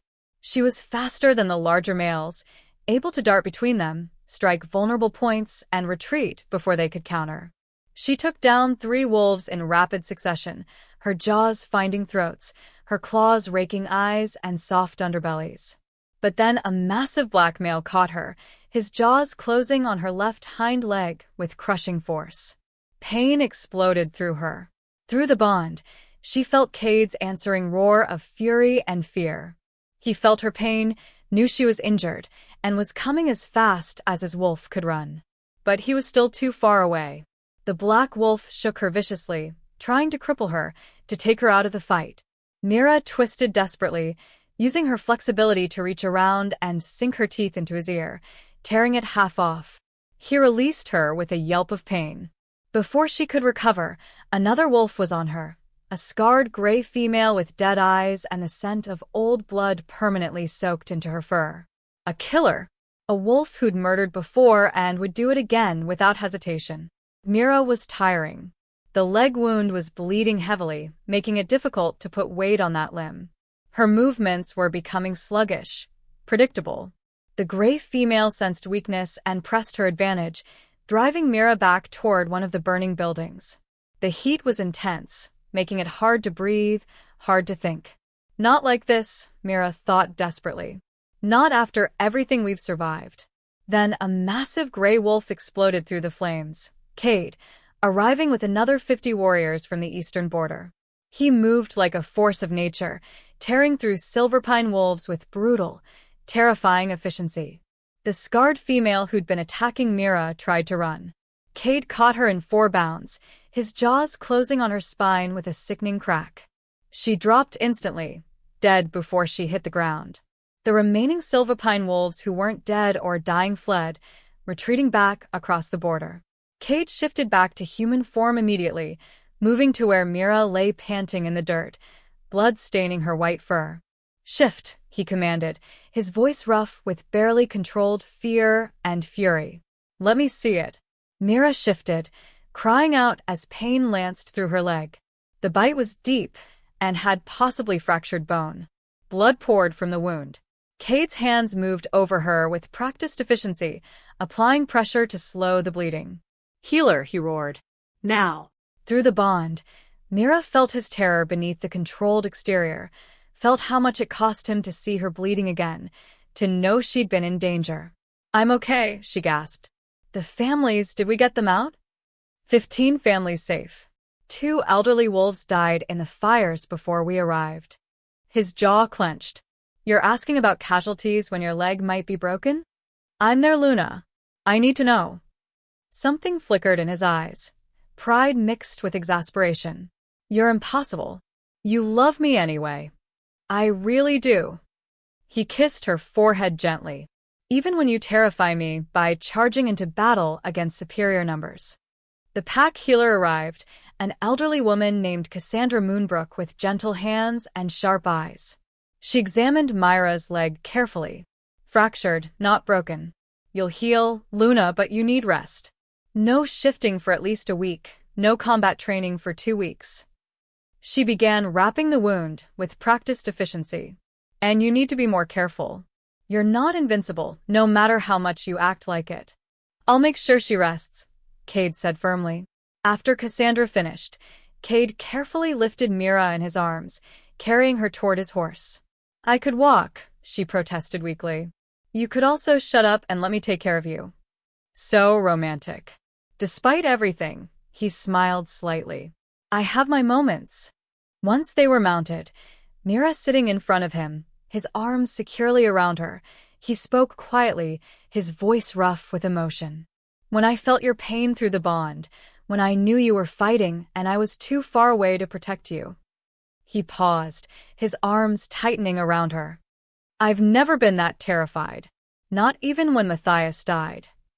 "I'm sorry I scared you. Don't apologize for being a good Luna. Apologize for making me gray before my time with your reckless bravery." But there was pride in his voice, affection bleeding through the exasperation. They rode in silence for a moment, then Mira said quietly, "This was retaliation, wasn't it? For the council meeting?" Yes. "Silverpine sending a message. Hurt us, we hurt you back. Target our beta, we target your civilians." Cade's voice hardened. "It's a classic escalation tactic. They're trying to make us afraid, make us back down. What do? We don't back down. We gather evidence, build our case, and we destroy them legally so thoroughly they'll never recover." He paused. "But we also prepare for more attacks. This won't be the last." That evening, Cade called an emergency council with his top warriors and advisors. They gathered in the war room, a stone chamber lined with maps and battle plans. Mira sat at the table despite Cade's protests that she should be resting. Her leg was splinted and elevated, but she refused to be excluded from strategy discussions. "This was a coordinated attack," Drake said, pointing to the map. 30 experienced fighters hitting our weakest point, civilian farmsteads with minimal guard presence. They knew exactly where to strike for maximum damage with minimal resistance. "We have a spy," Vera said bluntly. "Someone in our pack feeding information to Silverpine." The room erupted in protests and denials. "Impossible," one of the Border Patrol leaders said. "Our pack is loyal to the Alpha Supreme. No one would betray." "Someone did," Cade interrupted coldly. "The timing was too perfect. They knew I was at the eastern border. Knew our forces were divided. Knew exactly which farmsteads were most vulnerable." He looked around the table. "Find a spy. Question everyone who had access to my schedule, to our patrol rotations, to our defensive positions. Use whatever methods necessary. I want them found within 3 days." "And when will we find them?" Drake asked. "Execute them. Publicly." Cade's voice was ice. "I want every wolf in this territory to understand what happens to traitors." Mira touched his hand gently. Through the bond, she felt his fury, his sense of betrayal, his absolute determination to protect the pack. "Before we execute anyone," she said carefully, "we should find out who they're working for. What information they've passed. What other attacks might be planned." Cade looked at her, then nodded slowly. "Interrogate them first, then execute them. More importantly," Mira continued, "we need to protect our vulnerable families. The farmsteads, the elders, the nursing dens with newborn pups. Silverpine will target them again. Agreed, Vera said. I'll organize evacuations to Blackstone Keep. Bring all civilians within the fortress walls where we can protect them properly. That's hundreds of wolves, one of the advisors protested. We don't have space. Make space, Cade commanded. Convert the training halls, the storage wings, whatever it takes. No Shadowfang wolf will be left exposed to Silverpine attacks. He turned to his head scout, a lean wolf named Felix Swiftpaw. I want full surveillance on the Silverpine border. Double our patrol numbers. Any cross-family wolf that even looks at our territory wrong, I want to know about it immediately. Yes, Alpha Supreme. And send word to our allies, Cade continued. The Riverwood Pack, the Mountain Crest Pack, the Silver Falls Pack. Tell them what Silverpine did. Attacking civilians, burning homes. Let them know that any pack that continues to trade with Silverpine will be considered hostile to Shadowfang. You're declaring economic warfare, one of the advisors said carefully. I'm declaring actual warfare if they push me much further, Cade corrected. But I'll start with economics and diplomacy. For now. After the council dispersed, Cade helped Mira back to their rooms. He settled her on the bed, propping her injured leg on pillows, then sat beside her with a heavy sigh. I should never have gone to the eastern border, he said quietly. Should have stayed here.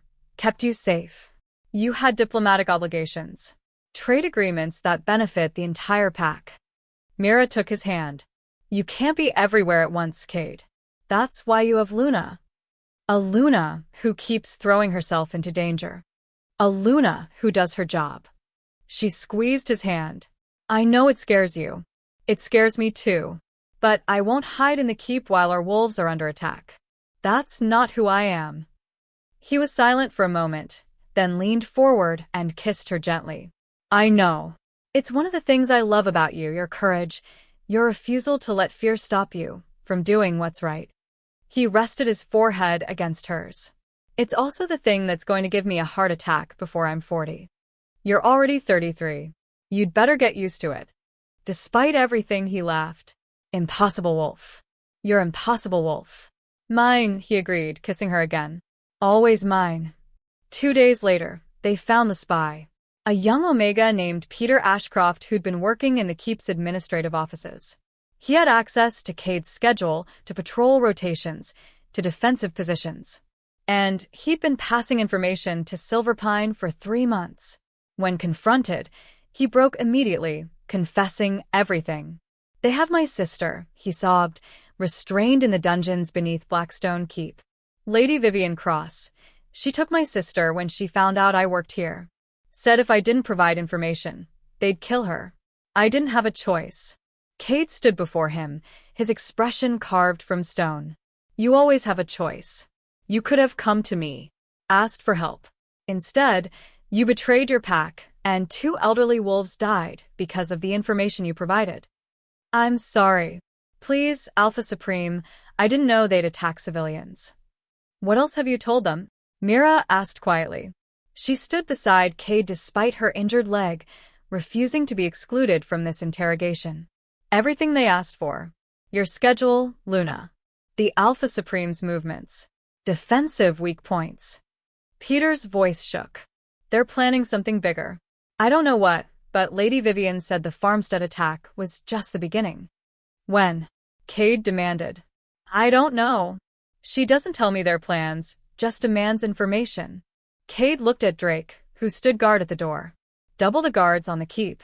Triple patrols on the borders. And send a team to Silverpine territory. Find Peter's sister, if she's still alive. He turned back to Peter. If we find your sister alive, if we can rescue her, I'll show mercy. Your execution will be quick, painless. If we find her dead, or if you're lying to save your own skin. He let the threat hang in the air. Peter paled but nodded. She's alive. She has to be. They're keeping her in the old watchtower on Silverpine's northern border. Please, Alpha Supreme. Save her. That night, Mira lay awake beside Cade, unable to sleep despite her exhaustion. What are you thinking? He asked quietly, feeling her restlessness through the bond. That this is escalating faster than we anticipated. The spies, civilian attacks, economic warfare. She turned to look at him. How does this end, Cade? With Silverpine destroyed? With us at war? It ends with justice, he said firmly. The council investigation will prove their corruption. Damian will be convicted of attempted murder and embezzlement. The Cross family will be stripped of their positions. And if the council doesn't act, then I will. His voice was cold, certain. I'll challenge Alpha Cross directly. Alpha-to-alpha combat for control of Silverpine Pack. The winner takes all. Myra's breath caught. That's a fight to the death. I know, Cade. I won't let them continue hurting innocent wolves. Won't let them get away with murdering Matthias, with trying to kill you, with terrorizing families who can't defend themselves. He pulled her closer, careful of her injured leg. If the council won't stop them, I will. Whatever it takes.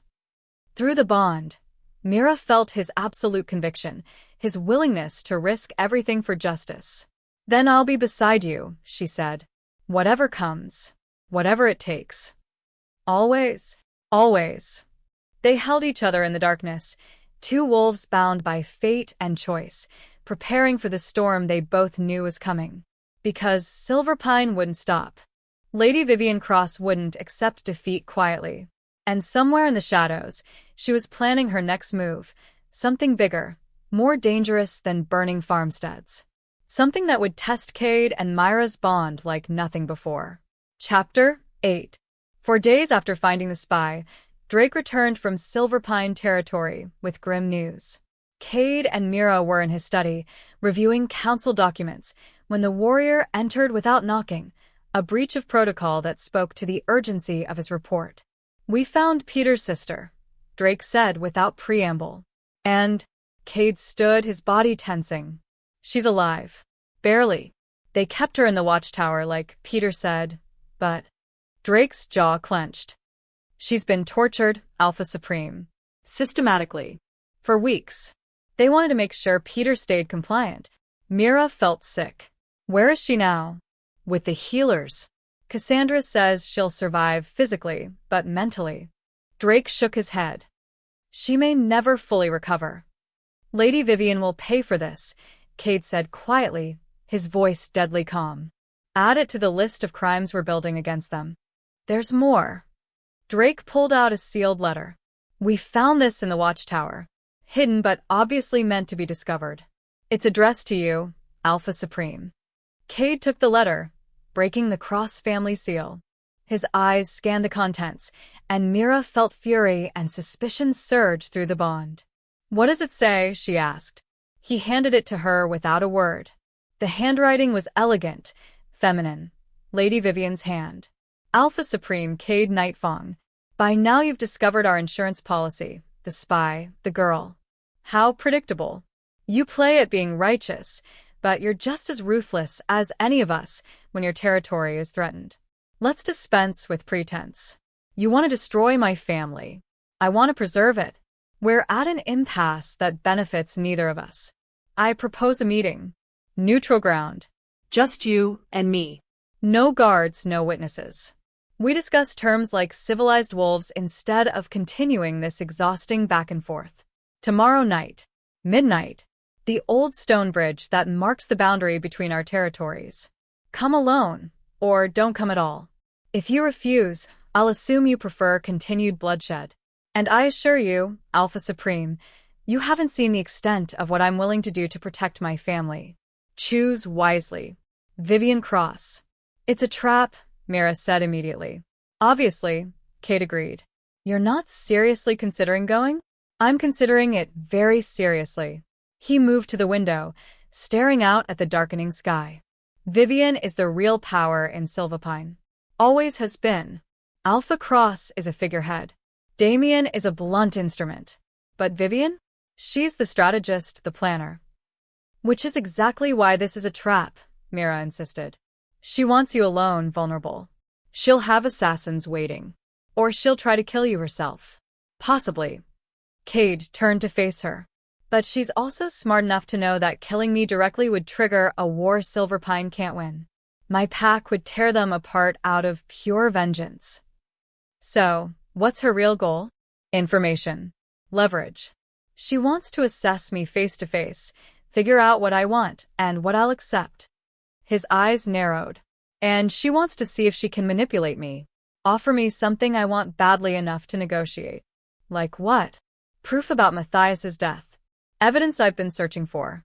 She might offer to trade it for leniency, for reducing the charges against Damian, for preserving her family's power. Mira shook her head. You can't trust anything she offers. It'll be lies wrapped in truth, designed to confuse you. I know. Cade moved back to the desk, his expression thoughtful. But I might be able to use this meeting to our advantage. Get information from her, assess her mental state, figure out what her next move will be. By walking into an obvious trap? By being smarter than she expects. He looked at Drake. Can we secure the stone bridge without her knowing? Hidden archers, warriors in wolf form concealed nearby. We can try, Drake said slowly. But if she's as smart as you say, she'll have the area watched. She'll know if we position forces nearby.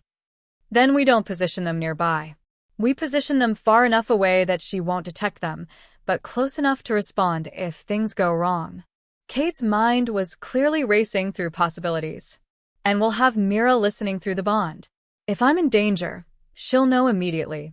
Absolutely not, Mira said firmly. I'm not staying here while you walk into danger. You're injured. Your leg is healing fine. She stood, testing her weight.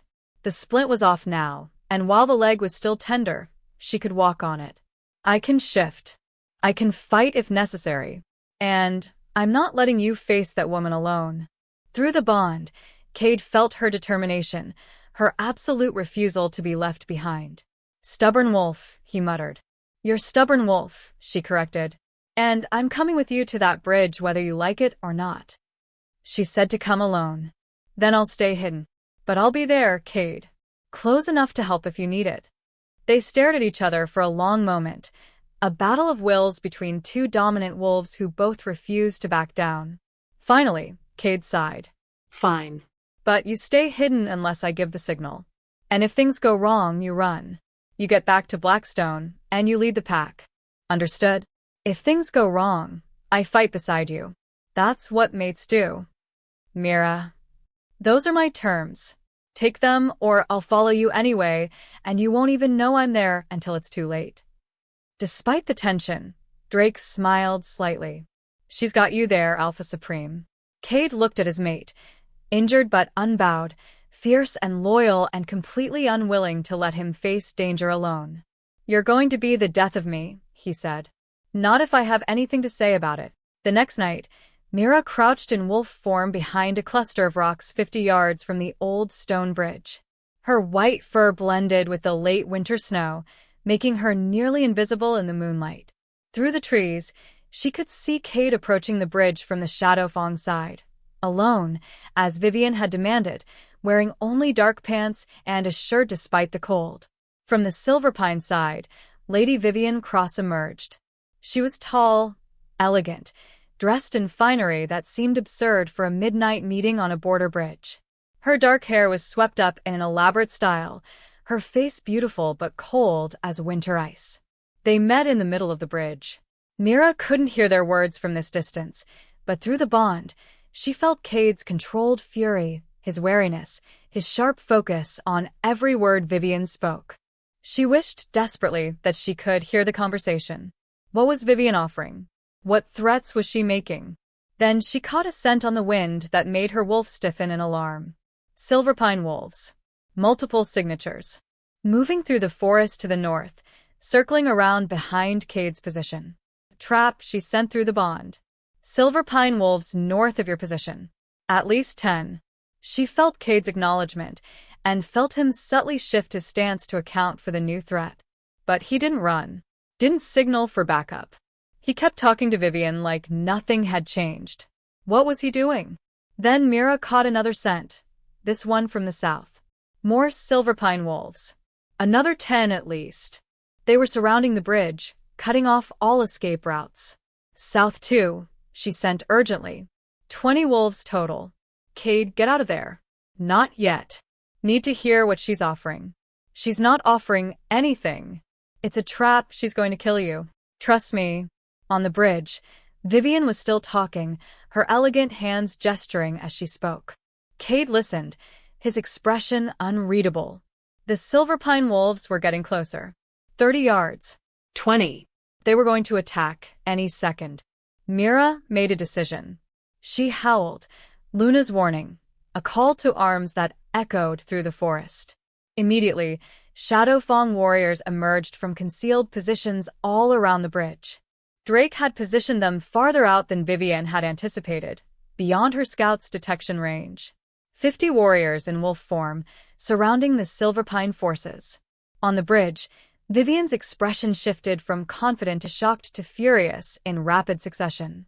You brought an army, she hissed, loud enough now that Mira could hear. You brought assassins, Cade replied calmly. Did you really think I'd come here without contingencies? That I'd trust the word of a wolf who tortures young girls to control their siblings? Everything I've done has been to protect my family. By destroying innocent lives? By stealing from widows and orphans? By murdering my brother? Cade's voice was cold as death. You're not protecting your family, Lady Cross. You're perpetuating a cycle of corruption and violence that ends now. You can't prove anything about Matthias. Not yet. But I will. He stepped closer, towering over her despite her height. Here's what's going to happen. The council investigation will proceed. Damian will be convicted. Your family will be stripped of power. And you'll spend the rest of your life knowing that you failed. My husband will challenge you. Alpha to alpha combat. Your husband is a coward who lets his mate fight his battles. If he challenges me, I'll kill him in less than a minute. Cade's smile was sharp and deadly. But please, by all means, encourage him to try. Vivian's composure cracked completely. You arrogant. She moved suddenly, faster than Mira would have thought possible for a wolf in human form. A blade appeared in her hand, silver, designed to wound even through an alpha's natural resistance. She struck Cade's throat. He caught her wrist easily, twisting until the blade dropped from nerveless fingers. Attacking an Alpha Supreme on neutral ground, he said quietly. That's a capital offense, Lady Cross. Witnessed by 50 wolves from both territories. Release me. Drake. Cade called, still holding Vivian's wrist in an iron grip. The warrior appeared on the bridge immediately. Alpha Supreme? Take Lady Vivian Cross into custody. Charges of conspiracy to commit murder, assault on an Alpha Supreme, and violation of neutral ground protocols. Cade released her, stepping back. She'll be held in Shadowfang custody until the council can convene an emergency session. You can't do this, Vivian snarled. I have diplomatic immunity as mate of an Alpha. You forfeited that immunity when you attacked me with a silver blade in front of witnesses. Cade's voice was final, absolute. Guards, restrain her. Drake and 3 other warriors moved forward. Vivian struggled, but she was outnumbered and outmatched. As they led her away, she twisted back to look at Cade, her eyes blazing with hatred and something else, desperation. My son is innocent, she screamed. Damian didn't try to kill that girl. I ordered it. I planned everything. Punish me, not him. The forest went silent. Mira felt a shock ripple through the bond from Cade, felt his mind racing through implications. What did you say? Cade's voice was dangerously quiet. Vivian seemed to realize she'd made a terrible mistake, but it was too late to take it back. Damian found the vault, yes. But he came to me, uncertain what to do. I made the decision. I ordered him to drug the girl with wolfsbane, to dispose of her in a way that looked accidental. Her voice turned bitter. He was too weak to do what was necessary. Too soft. I've always had to be the strong one, the one willing to make hard choices. You ordered your own son to commit murder. I ordered him to protect our family. Vivian's composure was completely gone now, replaced by manic desperation.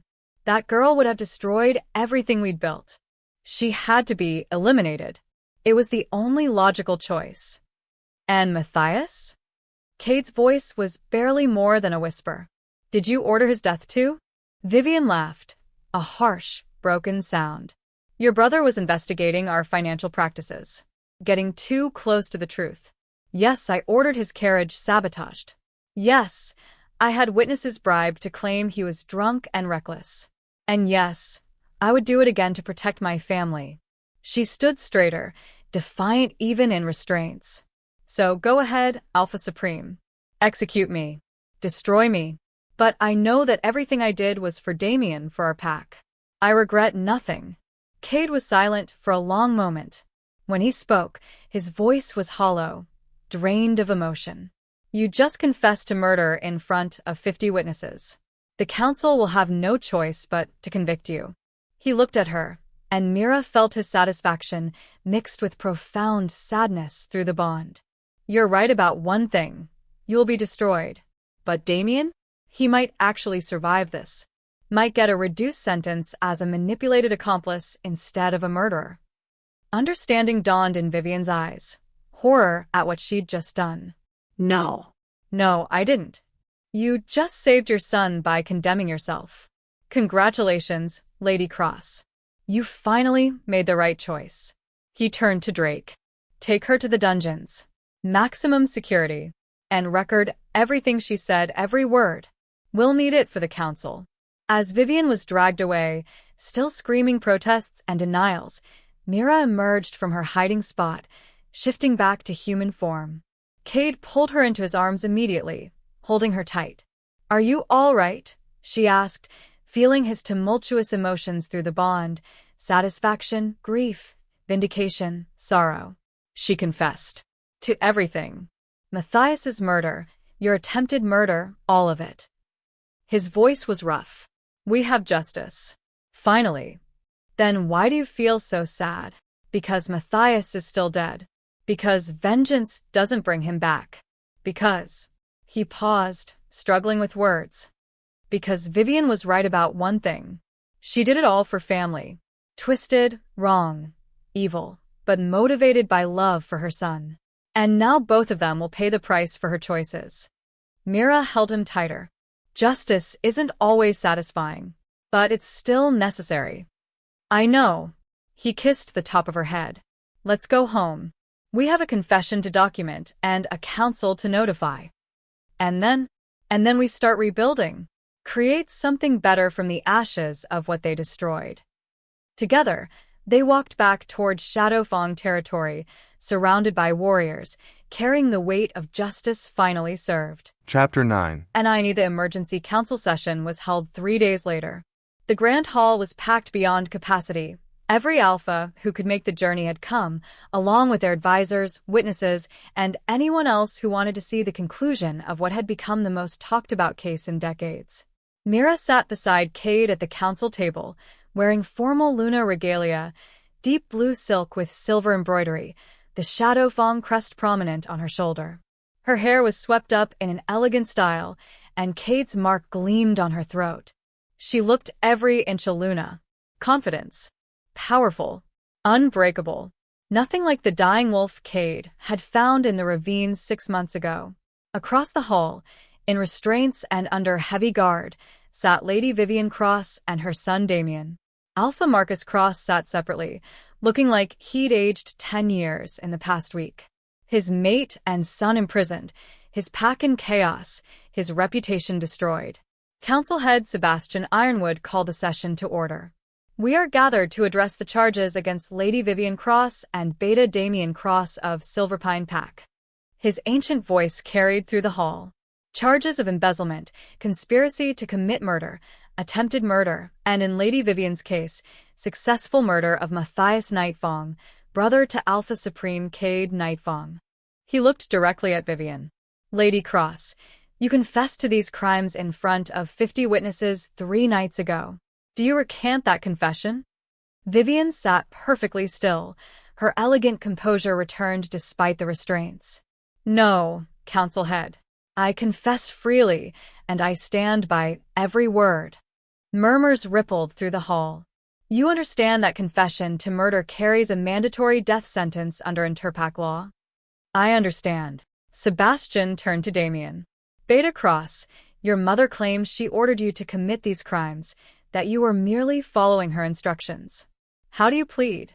Damian looked broken, hollow. Nothing remained of the charming beta who'd courted Mira, who'd smiled while plotting her death. Guilty, council head. His voice was barely audible. To embezzlement and attempted murder.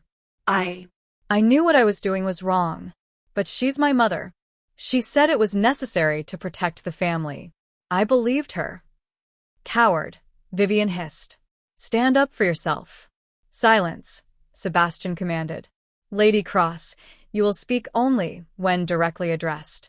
He gestured to Counselor Raymond, who stepped forward with his evidence folders. For the next 2 hours, Raymond presented the case methodically.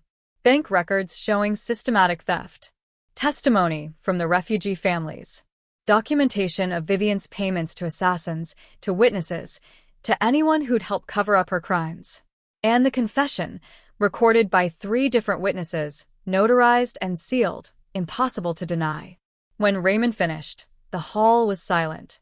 The evidence is overwhelming, Sebastian said finally. Lady Vivian Cross, you are found guilty of embezzlement, conspiracy to commit murder, and the murder of Matthias Nightfong. The sentence is death by execution, to be carried out at dawn tomorrow. Vivian didn't flinch. Didn't show any emotion at all.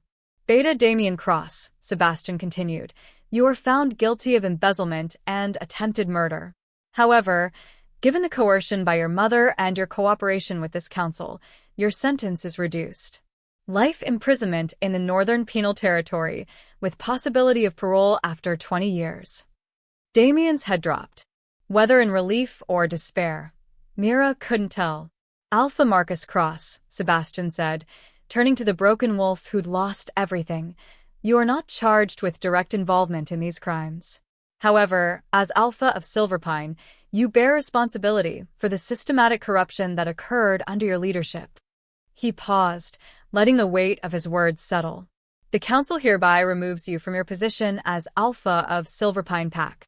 Your pack will be placed under temporary council administration until new leadership can be established through proper challenge and election.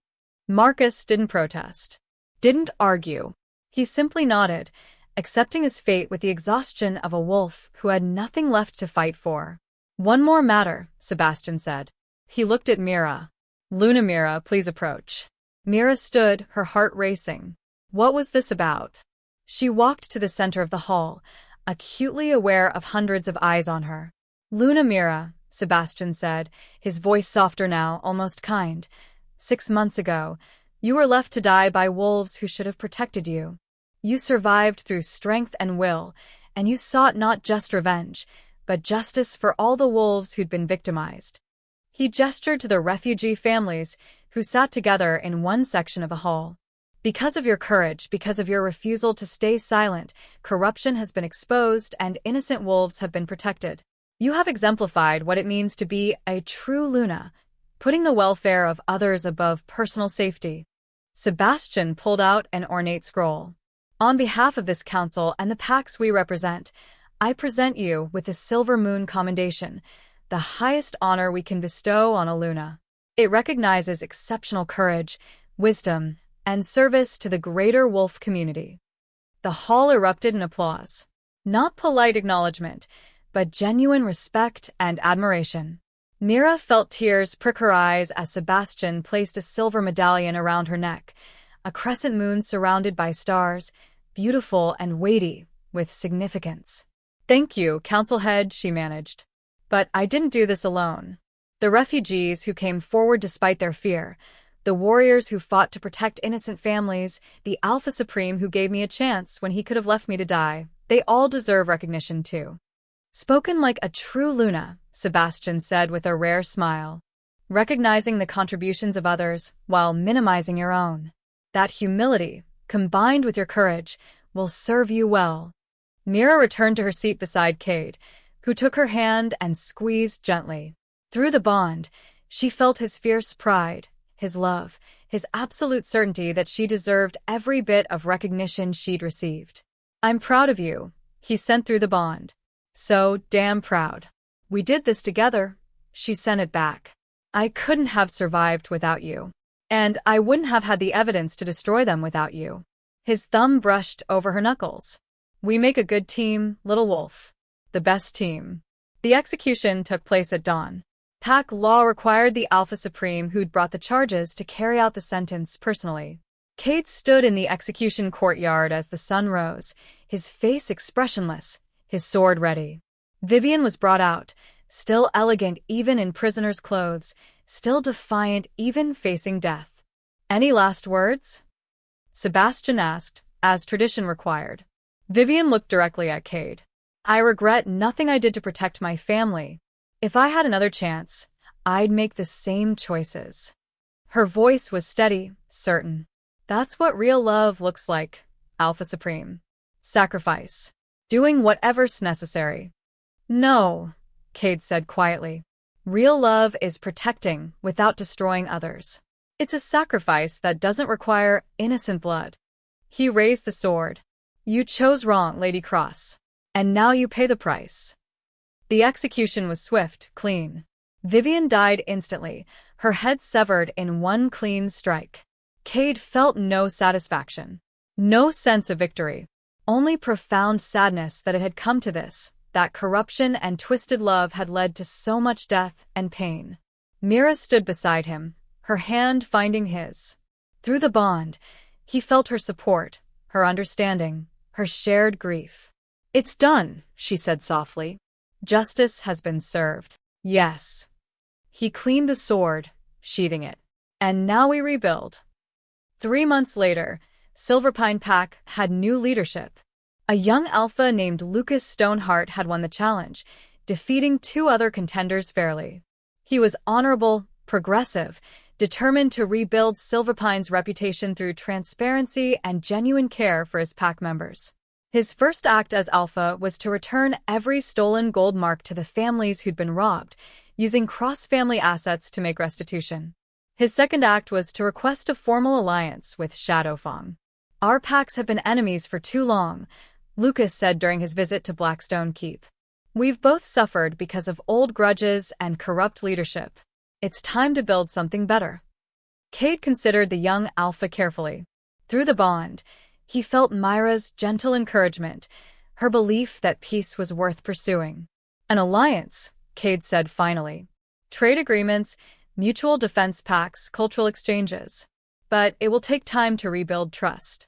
"I understand, Alpha Supreme. I'm willing to put in that time." Lucas's expression was earnest. "My pack deserves better than the legacy the Cross family left. And your pack deserves better than constant border conflicts." They shook hands, sealing the beginning of a new era. After Lucas left, Mira wrapped her arms around Cade from behind, resting her head against his back. "You did the right thing," she said, giving him a chance. "We'll see. Trust has to be earned, not just requested." But his voice was softer than his words. "Though I admit, having Silverpine as an ally instead of an enemy would benefit both territories." "It would." She moved around to face him. "Cade, there's something I need to tell you." He felt a flutter of nerves through the bond. Not fear, but anticipation mixed with uncertainty. "What is it?" "I'm pregnant." The world stopped. Cade stared at her, his mind struggling to process the words. "You're where?" "Having a pup. The healer confirmed it this morning. I'm about 6 weeks along." Her hand moved to her still flat stomach. "I know we haven't really discussed this, and with everything that's been happening..." He kissed her, cutting off her nervous rambling. When he pulled back, his eyes were bright with unshed tears. "We're having a pup," he said, wondering in his voice. "A pup, Mira. Are you happy?" "I know the timing isn't perfect." "The timing is perfect." He pulled her close, careful and gentle now that he knew she carried their child. 6 months ago, I was alone, bitter, consumed by revenge and old grief. Now I have you. I have justice for Matthias. I have peace beginning to form with our enemies, and I'm going to be a father. He rested his forehead against hers. How could the timing be anything but perfect? Through the bond, Mira felt his joy, his love, his absolute wonder at this new development. "I love you," she whispered. "I love you too. Both of you." His hand covered hers on her stomach. "We're going to give our pup everything, Mira.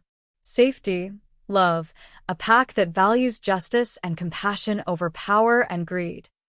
We will, she agreed. Together. 6 months later, as autumn painted the forests in brilliant colors, Mira gave birth to a healthy daughter. They named her Celestia Nightfang, after the Luna goddess who'd brought them together. She had her mother's silver-white fur when she eventually shifted, and her father's distinctive gold eyes. And from her first breath, she was loved, protected by 2 parents who'd fought through betrayal and corruption to build something beautiful. The sanctuary program Mira had started during her early months as Luna had grown exponentially. 15 other packs had established similar programs. The Interpack Council had passed new laws protecting vulnerable pack members, requiring regular financial audits and banning forced matings. The changes Mira and Cade had fought for were becoming permanent, systemic. They were creating a legacy that would outlast them both. One evening, as Mira rocked Celestia to sleep, Cade watched from the doorway of the nursery. "What are you thinking?" Mira asked softly, catching his gaze. "That I almost didn't stop that night. Almost rode past that ravine without checking." His voice was quiet, contemplative. "If I'd been 5 minutes faster, or taken a different route, or decided you were already dead." "But you didn't," Mira said. "You stopped. You checked. You saved me. And you saved me right back." He moved into the room, looking down at their sleeping daughter. "Saved me from becoming so consumed by revenge that I forgot what I was fighting for. Reminds me that justice and compassion are stronger than hatred." Mira stood carefully, placing Celestia in her cradle. The pup made a soft sound but didn't wake. "We saved each other," she said, moving into Cade's arms. "And we'll keep saving each other, every day, for the rest of our lives. Promise. Promise." They stood together in the nursery, watching their daughter sleep, 2 wolves who'd found each other in the darkest moment and built something luminous from ashes and rain and impossible choices. Outside, the full moon rose over Blackstone Keep, casting silver light over a territory that had finally found peace. And in that light, 2 souls who'd been forged in betrayal and tempered by justice held each other, knowing that sometimes the worst moments lead to the greatest blessings. Sometimes being left in the cold leads to finding warmth you never imagined. Sometimes the enemy becomes the greatest love. And sometimes justice and love are the same thing, both requiring courage, both requiring sacrifice, both absolutely worth fighting for. 5 years later, the monument stood in Blackstone Keep's main courtyard, carved from white marble that gleamed in the afternoon sun. A statue of 2 wolves, one gray, one white, standing side by side, looking toward the horizon together. At the base, an inscription read, "For every wolf who survived the darkness and found light, for every wolf who was discarded and found value, for every wolf who needed sanctuary and found home, may you always be seen, heard, and cherished." Below that, a list of names, every wolf who'd passed through Shadowfang's sanctuary program in its 5 years of operation. Some had stayed, making Shadowfang their permanent home. Others had returned to their original packs once situations improved. Some had joined other territories, finding places where they truly belonged. But all of them had found safety when they needed it most. Mira stood before the monument with Cade, watching as their daughter, now 5 years old and already showing signs of her parents' strength, played with other pups in the courtyard. Celestia's white fur gleamed in the sunlight as she tumbled and wrestled with her friends, her laughter carrying on the wind. Beside Celestia, a younger pup watched with wide eyes, their son, 3-year-old Marcus, named for the grandfather he'd never met, but whose legacy of choosing peace over pride lived on through him. Marcus had his father's gray fur and his mother's gentle nature, and he adored his fierce older sister. "They're beautiful," Cade said softly, wrapping his arm around Myra's waist. "Both of them. Perfect. They're terrorizing the gardens again," Mira observed as Celestia led a pack of pups in what appeared to be a hunting game through Vera's carefully maintained flower beds. "Also perfect," Cade agreed with a smile. 5 years had softened some of his harder edges. He still commanded absolute respect, still ruled with strength and wisdom. But fatherhood and genuine happiness had given him something he'd lost when Matthias died: the ability to laugh freely, to play with his children without thinking about strategy or danger, to simply enjoy the peace they'd fought so hard to create. The delegation from Silverpine arrives in an hour, Vera said, approaching from the keep's entrance. She still moved with military precision, but there was warmth in her eyes now when she looked at the Alpha Supreme's family. Alpha Lucas sent word. He's bringing his new Luna. They mated last month. Excellent, Cade said. It'll be good to meet her. Lucas has been asking for advice on sanctuary programs. His Luna wants to establish one in Silverpine. The movement is spreading, Mira said with satisfaction. 23 packs have active sanctuary programs now. The council passed regulations last year, making it mandatory for all packs to provide refuge for vulnerable members. Your legacy, Cade said, kissing her temple. You changed the entire wolf world, little wolf. We changed it, she corrected. I couldn't have done any of it without your support. A commotion at the courtyard entrance drew their attention. A young messenger was running toward them, breathless and excited. Alpha Supreme. Luna. News from the capital. What news? Cade asked, his protective instincts immediately activating. The council, they voted to offer Luna Mira a position as chief counselor for wolf welfare. A permanent seat on the council, representing vulnerable pack members and sanctuary programs across all territories. The messenger grinned. They said no one else has done more to protect wolves who can't protect themselves. Mira felt her breath catch. A permanent council seat? That was almost unheard of for a Luna. The council was traditionally made up of alphas and elder wolves with decades of political experience. What did you tell them? Cade asked, though through the bond, she felt he already knew her answer. I told them Luna Mira would consider the offer and send a response within the week, the messenger said. After he left, Cade turned to face her fully. This is a huge opportunity. You have direct influence over pack policy across all territories. Could expand sanctuary programs, push for more reforms, protect even more wolves. It would also mean traveling to the capital regularly, being away from you and the children for weeks at a time. Mira looked at Celestia and Marcus, still playing without a care in the world. I don't know if I want to miss their childhood for politics. What if you didn't have to choose? Cade suggested. The capital is only 3 days' journey. You could attend council sessions when necessary, work remotely the rest of the time. Bring the children with you sometimes. Let them see their mother changing the world. He cupped her face gently. I won't lie and say I wouldn't miss you when you're gone. But Mira, you've built something extraordinary here. This is your calling, your purpose. I won't let you give it up because you're worried about being a perfect mother. You're already perfect, to me, to our pups, to every wolf you've helped. Through the bond, she felt his absolute sincerity, his pride in her accomplishments, his willingness to support whatever decision she made. You really think I should do it? I think you should do whatever makes you happy. If that's acceptable, I'll support you completely. If it's staying here and focusing on our pack and family, I'll support that too. He smiled. Though the council clearly knows what they're doing. You're the best wolf for this position, Mira. The only wolf, really. Mira looked at the monument again, at all those names of wolves she'd helped save. Then at her children, playing in the safety and peace she and Cade had created. I'll accept, she said finally. But on my terms. Part-time, with the option to bring family when appropriate. And if it ever becomes too much, if it starts hurting our family, I reserve the right to step down. Those are good terms. Cade pulled her close.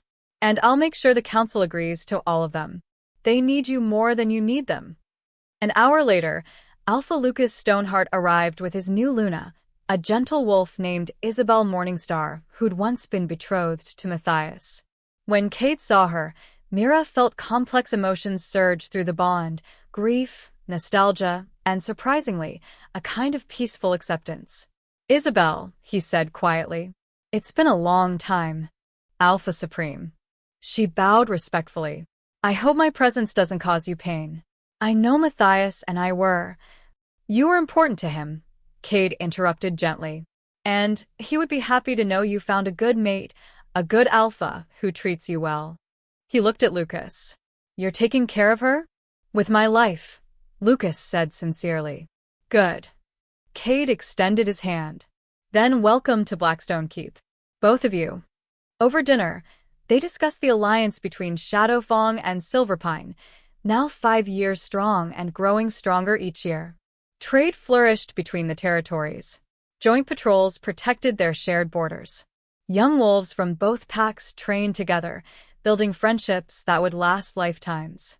The old hatred, the bitter grudges that had defined their relationship for decades, were finally fading. We're establishing our sanctuary program next month, Isabel said. I've been studying everything you've implemented here, Luna Mira. Your structure, your policies, your support systems. Would you be willing to consult? Help us avoid common pitfalls. Of course, Mira said. Actually, I've just accepted a position on the Interpack Council as Chief Counselor for Wolf Welfare. Part of my role will be helping packs establish effective sanctuary programs. Silverpine would be an excellent place to start. That's wonderful. Isabel's face lit up. Congratulations, Luna. Though I can't say I'm surprised. You've done more for vulnerable wolves than anyone in recent history. She has, Lucas agreed. The sanctuary movement, the policy reforms, the cultural shift toward actually protecting pack members instead of just using them, all of it started here, with what you and Alpha Supreme Cade built together. After dinner, as the two couples walked through Blackstone's gardens, Lucas pulled Cade aside. There's something I need to tell you, he said quietly. Something I found while going through old cross-family documents. Cade tensed. What kind of something? Letters between Lady Vivian and a rogue alpha named Victor Ashwood. He runs a mercenary pack in the northern wastes.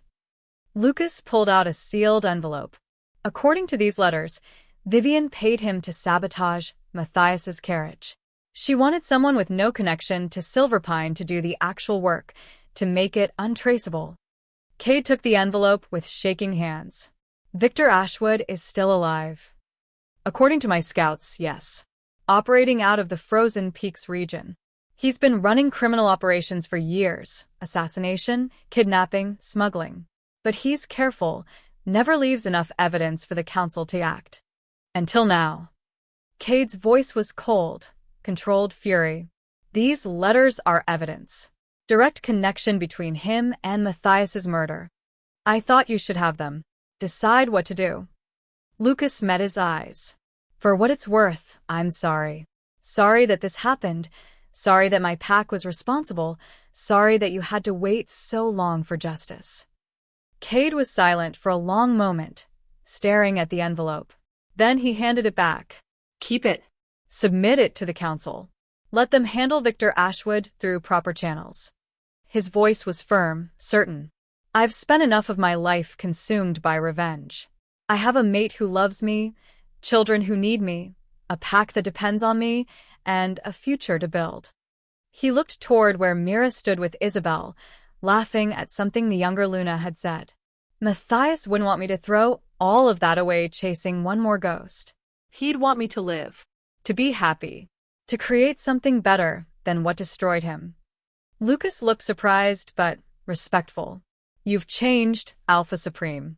5 years ago, you would have hunted Victor to the ends of the earth.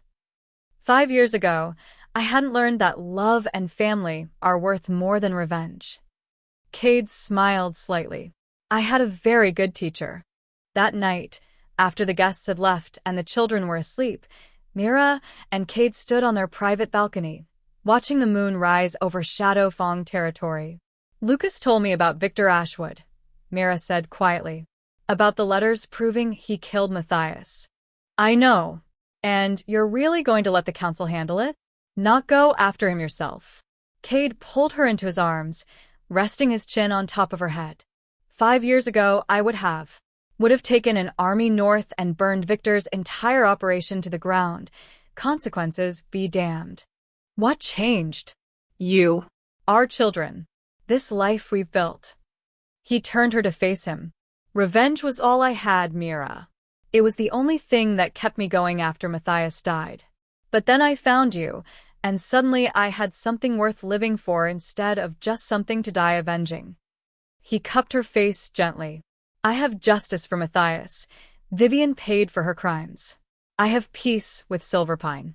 I have reforms protecting vulnerable wolves. I have you and Celestia and Marcus. I have everything that matters. So you're letting Victor go? I'm letting the council handle it through proper channels. If they convict him, fine. If they don't have enough evidence, fine. Either way, I'm not sacrificing my family, my peace, my future for one more pound of flesh. He kissed her softly. Matthias wouldn't want that. And honestly, neither do I anymore. Mira felt tears slip down her cheeks. Happy tears. Relieved tears. I'm proud of you. So incredibly proud. I learned from the best. He wiped her tears away gently. You taught me that justice and healing are more important than revenge. That protecting what you have is more valuable than destroying what hurts you. They stood together in the moonlight, two souls who'd been broken and rebuilt, who'd found each other in impossible circumstances and created something beautiful. Do you ever think about that night? Mira asked. When you found me in the ravine? Every day. Any regrets? Only that I didn't find you sooner. He smiled. But I suppose timing worked out the way it was meant to. The moon goddess knows what she's doing, even when we don't understand her plan. Her plan brought me to you. Brought us our children, our pack, our purpose. Mira leaned into his embrace. I'd go through it all again. The betrayal, the pain, the fear, if it meant ending up here with you. So would I, little wolf. So would I. 10 years later, the changes Mira and Cade had started had transformed the entire wolf world. Sanctuary programs existed in every major pack. Forced matings were not just banned but culturally unacceptable. Financial transparency was required by law, with regular council audits preventing the kind of corruption that had destroyed Silverpine. Vulnerable wolves, widows, orphans, elderly, disabled, were protected by comprehensive support systems instead of being discarded or exploited. And leading it all was Chief Counselor Mira Nightfang, whose tireless advocacy and innovative programs had saved thousands of lives over the years. On her 50th birthday, the Interpack Council held a ceremony in her honor. Cade stood beside her, still strong at 55, his dark hair now streaked with distinguished silver. Their children, Celestia now 15 and already showing Luna qualities, Marcus 13 and gentle-hearted like his mother, stood proudly with them. Luna Mira Nightfang, Council Head Sebastian said, his voice even more ancient now but still strong. You have dedicated your life to protecting those who cannot protect themselves. You have changed not just laws but hearts. Not just policies but culture. He presented her with a crystal wolf statue, beautifully carved and inscribed with the words, Champion of the Forgotten, Voice of the Voiceless, Mother of the Sanctuary Movement. This is the Moonstone Legacy Award, given only once in a generation to a wolf who has fundamentally changed our world for the better. You are only the third Luna in history to receive it and the youngest by 2 decades. The assembled wolves, hundreds of them, from every territory, rose in applause. Mira felt overwhelmed, humbled, grateful beyond words. Thank you, she said when the applause finally died down. But I didn't do this alone. Every wolf who opened a sanctuary, every alpha who supported reforms, every pack member who chose compassion over convenience, you all created this change. She looked at Cade, at her children, at the life they'd built together. 15 years ago, I was left to die in a ravine, discarded by wolves who saw me as inconvenient. I was nobody, powerless, voiceless. But one wolf chose to stop. Choose to care. Chose to save me, when he could have kept riding. Her voice strengthened. That single choice changed everything. It saved my life, yes. But more than that, it showed me what was possible when wolves choose kindness over cruelty, when we choose to protect instead of exploit, when we choose to see value in every life. She held up the award. This doesn't belong just to me. It belongs to every wolf who survived when they should have died. Every wolf who was discarded but found value. Every wolf who needed sanctuary and found a home. Tears streamed down her face now, but they were happy tears. And it belongs to my mate, who taught me that even the coldest nights can lead to the warmest futures if you're brave enough to survive them. The applause was deafening. After the ceremony, as they prepared to return home to Shadowfang, Celestia asked, "Mama, do you think you'll ever stop fighting for wolves who need help?" Mira smiled, touching her daughter's face gently. "No, sweetheart. This is who I am. Who your father and I both are. We protect. We fight for justice. We build a sanctuary for those who need it." "Good," Celestia said firmly. "Because when I'm Luna someday, I want to do the same thing. Keep the sanctuaries going, protect vulnerable wolves, make sure no one ever feels as alone as you did in that ravine." Myra's heart swelled with pride. "You'll make an excellent Luna, Celestia. Better than I ever was." "Impossible," Cade said, wrapping his arms around both his mate and his daughter. "But she'll be extraordinary in her own way. They both will." He pulled Marcus into the embrace too, their family complete and perfect despite, or perhaps because of everything they'd endured to get here. That night, as they traveled back to Blackstone Keep under the full moon, Mira thought about the journey that had brought them here. From betrayal to love, from powerlessness to influence, from dying alone to living surrounded by family and purpose. She'd been left in the rain to die, discarded by a wolf who'd claimed to love her. She'd been found by a wolf who'd become her greatest love, her strongest ally, her truest partner. And together, they'd proven that sometimes the worst moments lead to the greatest blessings. That sometimes being forsaken leads to being found. That sometimes the enemy becomes the savior. And that love, real love, the kind built on respect and trust and shared purpose, could heal wounds that revenge never could. Mira Nightfang had started as a victim, had become a survivor, and had finished as a legend. But more importantly, she'd become exactly who she was meant to be. A voice for the voiceless, a champion for the forgotten, a Luna who'd changed the world simply by refusing to let cruelty win. And as the moon shone down on Blackstone Keep, on the territory she'd helped transform, on the family she'd built and the legacy she'd created, Mira knew one thing with absolute certainty. She would do it all again in a heartbeat. Because this love, this family, this purpose, was worth every moment of pain it had taken to find it. The end.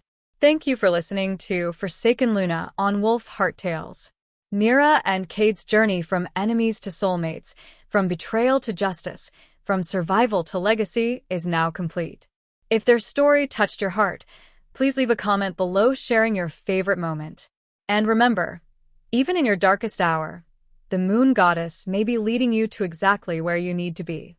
Until next time, may you always find your fated mate, and may you always have the courage to survive the cold until warmth finds you.